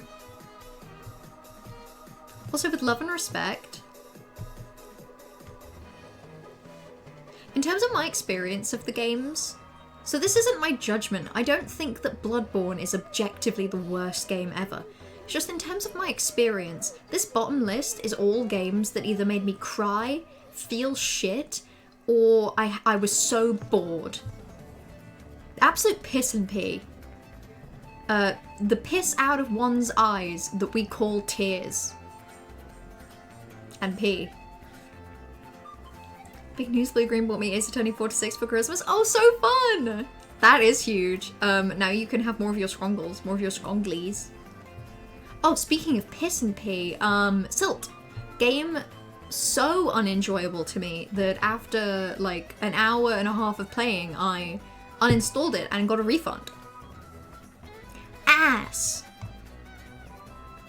I can't believe Banban got ranked as high as it did. Banban is better than Elden Ring, in my opinion. Did I have more fun playing Garten of Banban? Yes. Yes, I did. Did I play Garten of Banban for basically the same amount of time I played Elden Ring? Also yes. Kingdom Hearts 1. This is a tough one, because I barely played any of it. I did find it quite frustrating, but I also found it really endearing. I think Kingdom Hearts 1 is going to go somewhere between Ben 10 and The Sims 4. And you say, oh no, Corvus, I have played a shit ton of The Sims 4. I have like more hours in The Sims 4 than I think I have in any other video game. And I'm putting it above it because it's like, the energy of it was lovely. It's just I can't put it higher because unfortunately I didn't play it 15 years ago. Like, it is so, it's so charming. Like, even the little bit that I experienced was so charming. And I'm so, like, invested in watching more of it. But I can't play it. It was cute, but I can't play it. So that's why I think, in terms of vibes, this feels fair to me. Sorry. This feels fair to me. 15 years ago.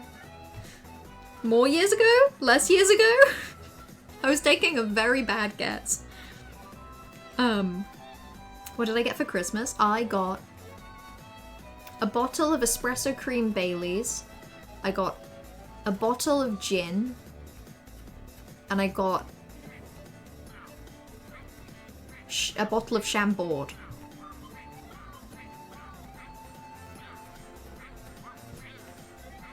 Oh, and technically some really lovely shoes. It came out in 2002. So... okay, yeah. But I couldn't have played it in 2002. I was 1 year old. 15 years ago, however, I would have been...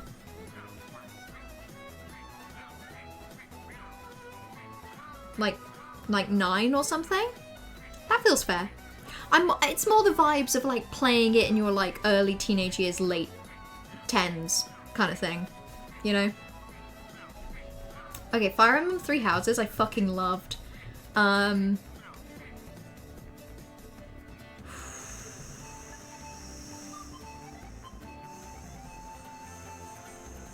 Yeah, that feels right. I loved it more than Yakuza 0. Probably less than Tears of the Kingdom, because I put Fire Emblem Three Houses down and didn't do another playthrough again, even though I really wanted to, because I wanted to play more Tears of the Kingdom instead. I traded 3 Wise Men for the 3 Booze Bros. Yeah, I know. It's kind of embarrassing when I list out my Christmas presents and it's just a shit ton of alcohol, but you gotta understand, it'll last me potentially years. I have a bottle of chocolate Baileys from last Christmas that I'm halfway through, so it'll last. It's fine. You got a fat IKEA rat? Cute. That's very... I can picture the exact one, I think, and that's very cute. You got silly gumshoe acrylic charm that you've worn on your belt loop the past 2 days. That's lovely as well. That's perfect. These are perfect little treats. My Chambord is also a perfect little treat for me, eventually, when I mix it with lemonade. Resident Evil 4. Oh, man. Oh, man.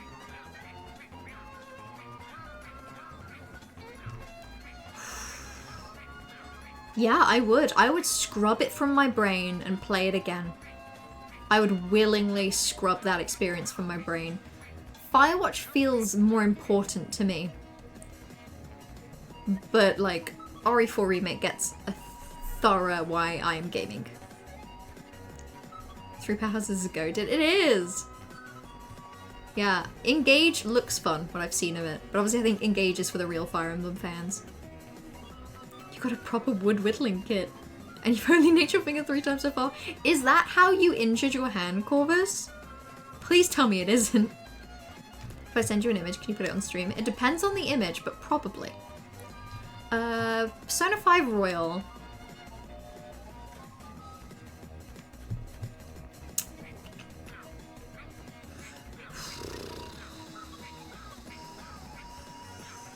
That feels fair. Similarly to Legends Arceus, I don't think I played enough of it to really know. But what I did play, I liked the vibes of. It's just such an intimidatingly massive game. Like, I don't think I mentally have it in me to commit to a game as much as Persona 5 Royal once. But I liked the vibes. Stray, I also liked the vibes. Stray was occasionally kind of frustrating. I'd say there. I'd say Child of Light I liked more. Life is Strange I liked a little less. When did you do Duolingo? If it helps, we've not got many games left to rank. And as soon as I've ranked these, I'm going to wrap up the stream pretty quick after that. So there's everyone's warning. And then I will do my Duolingo. I did need the reminder. You got the 4 Doctor Who Magic the Gathering Commander decks they printed last year. And some very cool TARDIS counters. That's delightful because I've heard that Magic can be expensive sometimes. So that's a lovely treat. The best Christmas treats are things that you like the idea of or you would love to have, but can't like justify getting yourself. So it feels special when someone else does it, 'cause you're like, oh, I love this. I would have never got this for me, but I wanted it, you know? And that's how I feel about Chambord, Baileys, and Jin. I want to play RE4 sometimes. You should. I have a physical copy for the PS that's PS4 5 compatible if you ever wanted to borrow that. It feels only fair given that I did take your entire Wii U and Twilight Princess copy for 2 years. So, Final Fantasy X.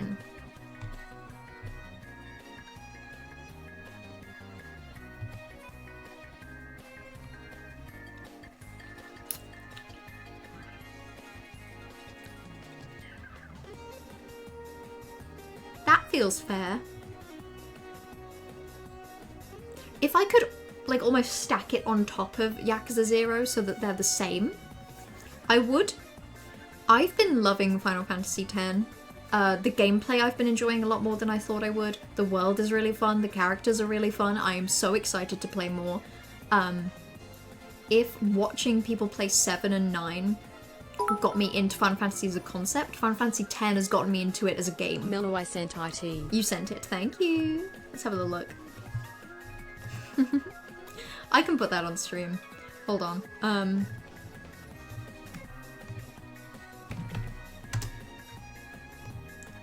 You give me 1 second. That's what we're going to replace the fuck you box with. It was a door, but it's going to be that image now.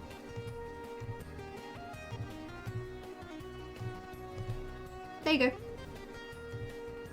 In fact, that's not what I meant. Hold on.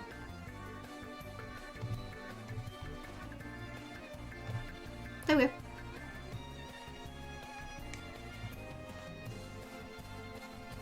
You can pop that little guy right next to Bingus. They're hanging out. They're friends. They're best friends. Can I ask your opinion of the minigame Blitzball? You can, Mint. I have played the exact minimum amount of Blitzball that the game will let you play. I've played the plot relevant first bit of Blitzball. and I have never played it since. Not on purpose. The thing is, I don't want to play Blitzball on stream. If I'm honest, I want to look up a guide as to how to, like, play it well, and then I want to do it in my free time. It's just that I haven't, in my free time yet, wanted to play Blitzball more than I've wanted to do anything else. Unfortunately. Which is a shame. I'll use the spare image for Blitzball. Blitzball specifically. I'm gonna pop there. So this image, that's Blitzball. I think if I played more of it, I'd maybe bump it up. I'm sorry, I know that the Blitzball minigame is so divisive. The people, they love it, the people, they hate it. The me can't decide. The me has not played enough of it. But I've not felt strongly. Like, I've liked everything else about Final Fantasy X more. Luigi's Mansion 3, I think, is maybe peak had fun mostly. Like, occasionally that game frustrated me so much that I wanted to cry, but I didn't. And I had a lot of fun with it. I really did. I just had fun mostly.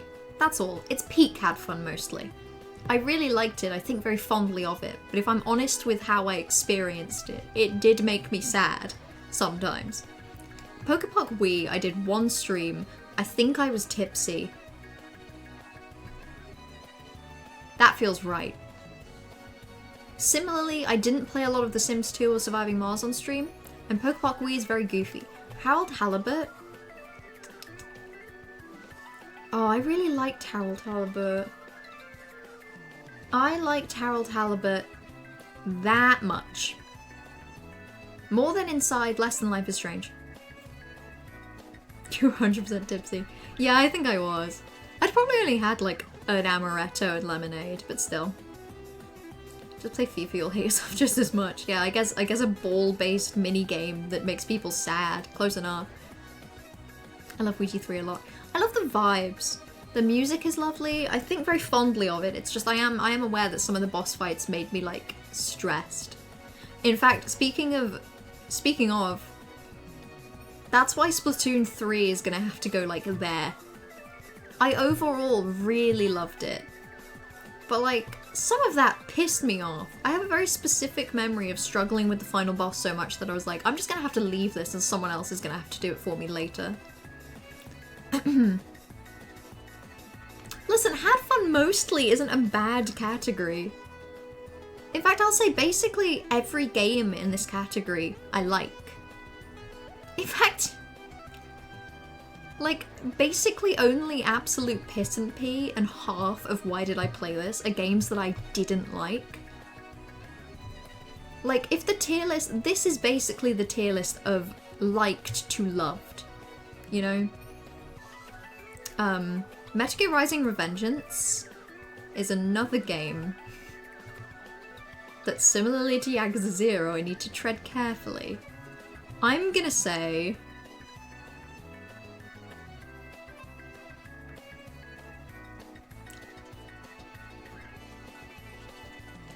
Where's the kanji?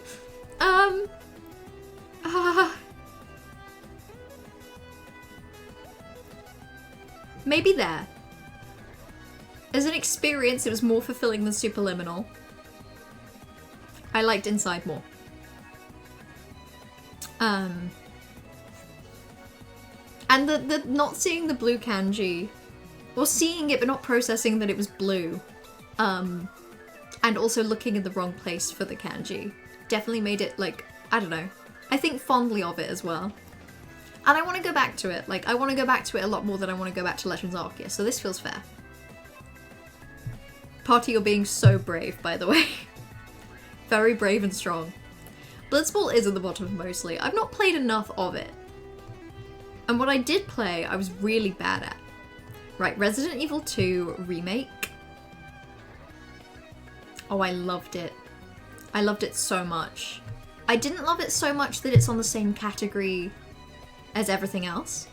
But of my, between 2 Remake, 3 Remake, and 7, It's my favorite, definitely. Frog Detective 1 was just a really goofy time. I'm gonna pop it right there because Ratchula and Frog Detective feel like they're in the same vein of like goofy, neat little experiences. They're really fun, but they're just little morsels of tasty little game. I'm surprised RE4 is your highest. I think it's because it's the one that I've felt most compelled to go back to. Like RE3 I wanted to, but I couldn't bring myself to. 7 I'm done. Like I loved it, but I never want to go back to it. 2 I felt tempted, and I started trying to do like a B playthrough, but I put it down and I probably won't pick it back up. 4 Remake is the only one that I find myself kind of wanting to do like a second playthrough of, because there are some things that I kind of wanted to just do again. I think it's also the only one that I would want to like scrub from my brain and replay. I loved RE4, I really did. I think I had a lot of fun with it. That's mainly it. Right, back down to the final 2. Anyone else feel like remakes need their own category at the Game Awards? Increasingly, yes, Mint. Like, I increasingly agree with you, because I feel like a lot of remakes have a lot of value and merit and are really good and are like fun, passionate, new things. And I think that they get real bogged down in the specifics of, oh, they shouldn't count. Like, they should, but maybe in their own way, you know? Remakes, yes. Remasters, no. Wait. You think remakes, no. Remasters, 100%?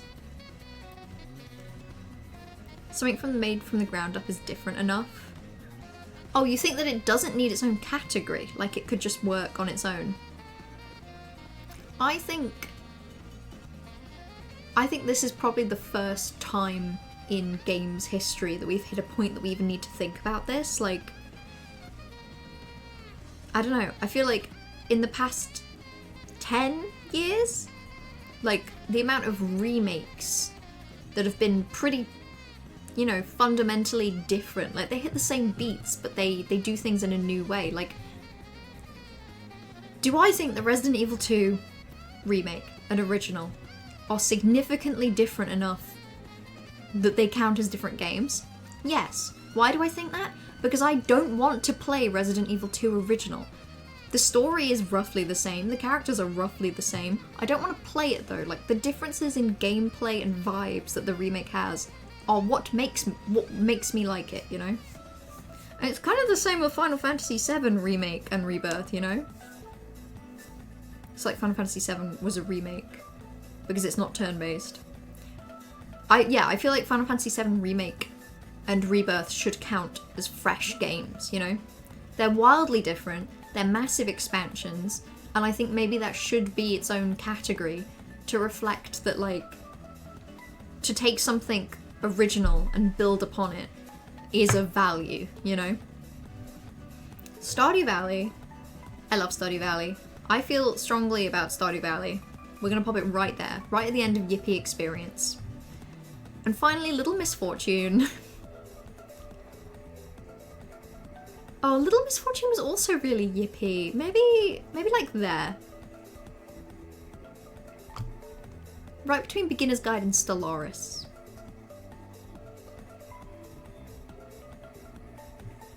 Yep, that feels right. That's all of them. That's every single game ever existed. Let me quickly check that everything that I wanted to have in this new tier list is included.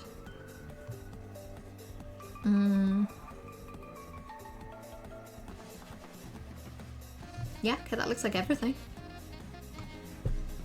I need to play Final Fantasy VII Remake 2 because I own it. I literally started playing it earlier today and I had so much fun, Trash. I've been obsessed with Rebirth for a while, I think, pretty obviously. But anytime I've ever tried to watch a playthrough of Remake, like, I've never gotten far into it before I've just sort of gotten bored. And I think that's because Remake especially really feels different when you play it. Like, Rebirth is good enough to just watch as well as play, but Remake, playing it feels very different.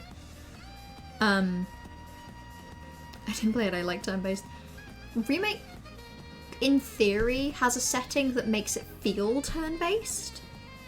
Like, there's a setting, basically the way it works is that you need to, like, manually attack to fill up a meter that then lets you do, like, commands. And those commands are kind of like, you know, abilities, items, things that you'd get in, like, a turn-based RPG. And Remake and Rebirth, as far as I'm aware, have a mode where you basically turn off... You make the attacking automatic.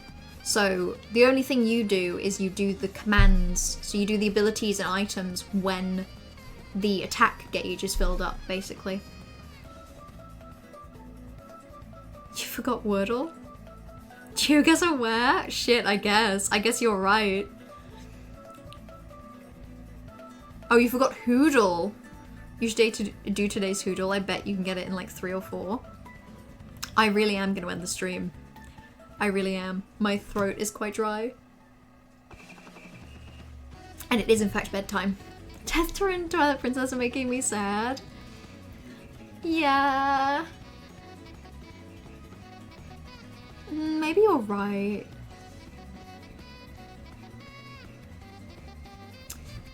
Okay. Final change. Her Story's going there. Little Nightmares 2 is going there. Twilight Princess is going there. And Death's Door is going there. Okay, I'm happy with that. 4 Original is just on the cusp of being different enough from a generational standpoint. Yeah. I would say 4 Remake is maybe the closest where, like... RE4 Remake is maybe the closest where I can see how someone could justify that functionally you could go and play RE4 Original and have a very, very similar experience. But even then, I think they did enough with it to make it feel new. But this is why I think the game would benefit from a category, because I don't think remakes are going away. Maybe if it's just a category that pops up sometimes even would be good. I just think that, like, we're probably only going to get more and more remakes as people go back to old games and make them feel fresh. And I think celebrating something that people loved that has been made new for a new audience, like me, is good. I think that would be nice. I'm never going to play original Resident Evil games. I'm never going to play original Final Fantasy games, probably. So it's really nice to have there be remakes. And I think generally all of the remakes I've seen really do expand, you know? Your chocolate look good, don't want it going bad. Yeah, I mean, after 12 months, it's a wonder that it hasn't gone bad, frankly. It is a wonder that it hasn't poisoned me. But so far, so good. So far. I think we should remake books. We remake films, games, why not books? Yeah. Books, the format don't change that much, but there are adaptations. Honestly, yeah, I think it's just that I don't think there are many books that would really... I don't know, that would really change that much. As a visual language changes, yeah. But I think a lot of books are written in the language they mean to be written in, you know? Whereas I feel like with a lot of games, the visuals and the gameplay sometimes are maybe limited by the time. I don't think with books, a story is limited by the medium it's released in, you know? Language changes, but yeah, like it doesn't define it that much. Like a book from 2005 is using the language it wants to use, you know? It doesn't massively change, I don't think. We should rerun them to modern. You want modern AU and everything's in 2024. Okay, see now I see what you're saying and I agree. You think every year we should have all books be re-released? Like remakes that are set in current year? Yeah, okay, cool. Sounds good. I like it. Harry Potter book remakes, but they're competently written by a good author this time. Okay, now that. And all the money goes to anyone other than their current creator. Preferably maybe like, I don't know, like a charity or organization that supports trans people. That's just an idea. That's just an idea for how we could remake all of Harry Potter. That's just a thought that popped into my mind. Also, you know, the only thing I can think of that kind of is a remake of a book is the... Oh, I don't even think it's on my bookshelf. It might be on my bookshelf. So, I feel like people are pretty aware that there's a Twilight book called Midnight Sun, which is like Edward's POV, the book. Stephanie Meyer also wrote gender-swapped Twilight, and it's really good. Like, it's fascinating. I think it's called Life and Death, and it's what if Bella was Beau, a boy, and what if Edward was Edith, a girl? And, like, it's fascinating because in many ways it also kind of functions as a rewrite, because obviously it's a rewrite, like, later on. And it's kind of fascinating what the gender swap changes and what it doesn't. Because I think there's a lot of very, like, obvious, subtle... Not even subtle, there's a lot of very obvious things you can learn about Stephanie Meyer's opinions on gender roles. But then there's also a lot of things that don't change. And it's kind of fascinating what she picks and chooses is allowed for Bella when she is Beau. I've heard such good things about Life and Death. It's really interesting. Also, you know, I'm not going to spoil how, but it doesn't necessarily end the same way as Twilight. Which is cool. Does everyone get swapped? Everyone. Everyone gets swapped. Yeah, I don't remember everyone's names. Like, I even think... Oh, I don't know if there's anyone that doesn't.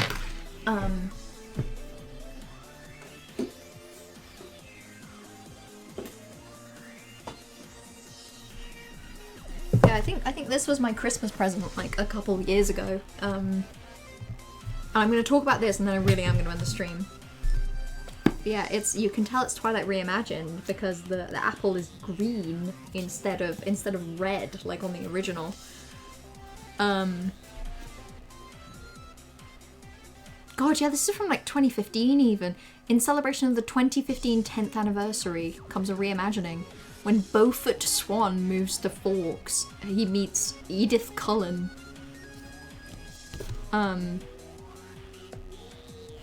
yeah. I want to say that even...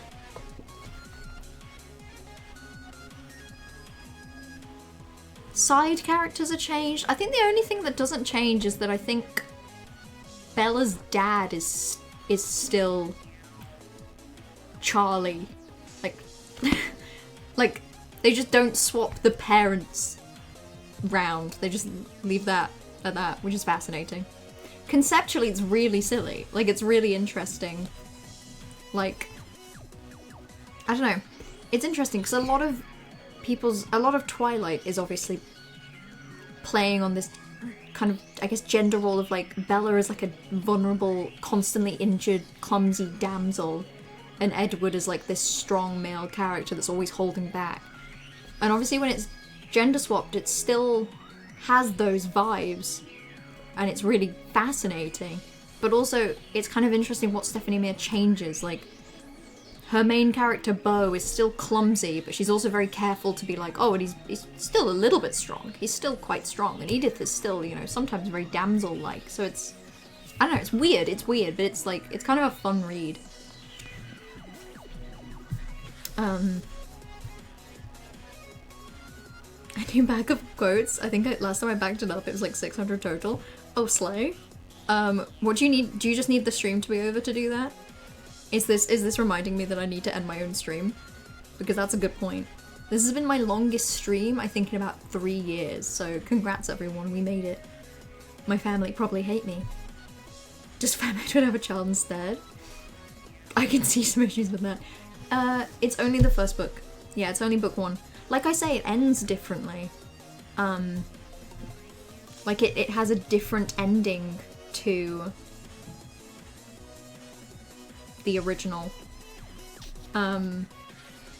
which is cool. Like, Stephanie Meyer wrote an alternate ending to her own story on a reimagining, which is really, like, fun. But, like, in the afterword is really interesting as well. Stephanie Meyer writes, as a human, Bella had to endure a lot more pain than Bo did. But in the end, I knew she would tell you it was all worth it. Fascinating.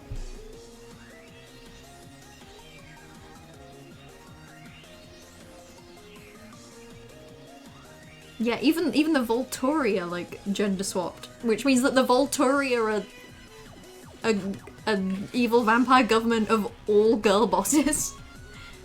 Which is slay. Anyway,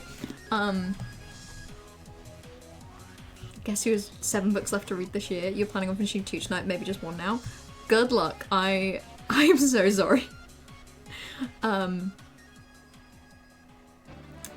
I'm so sorry for some of your time being slightly deprived by a tier list.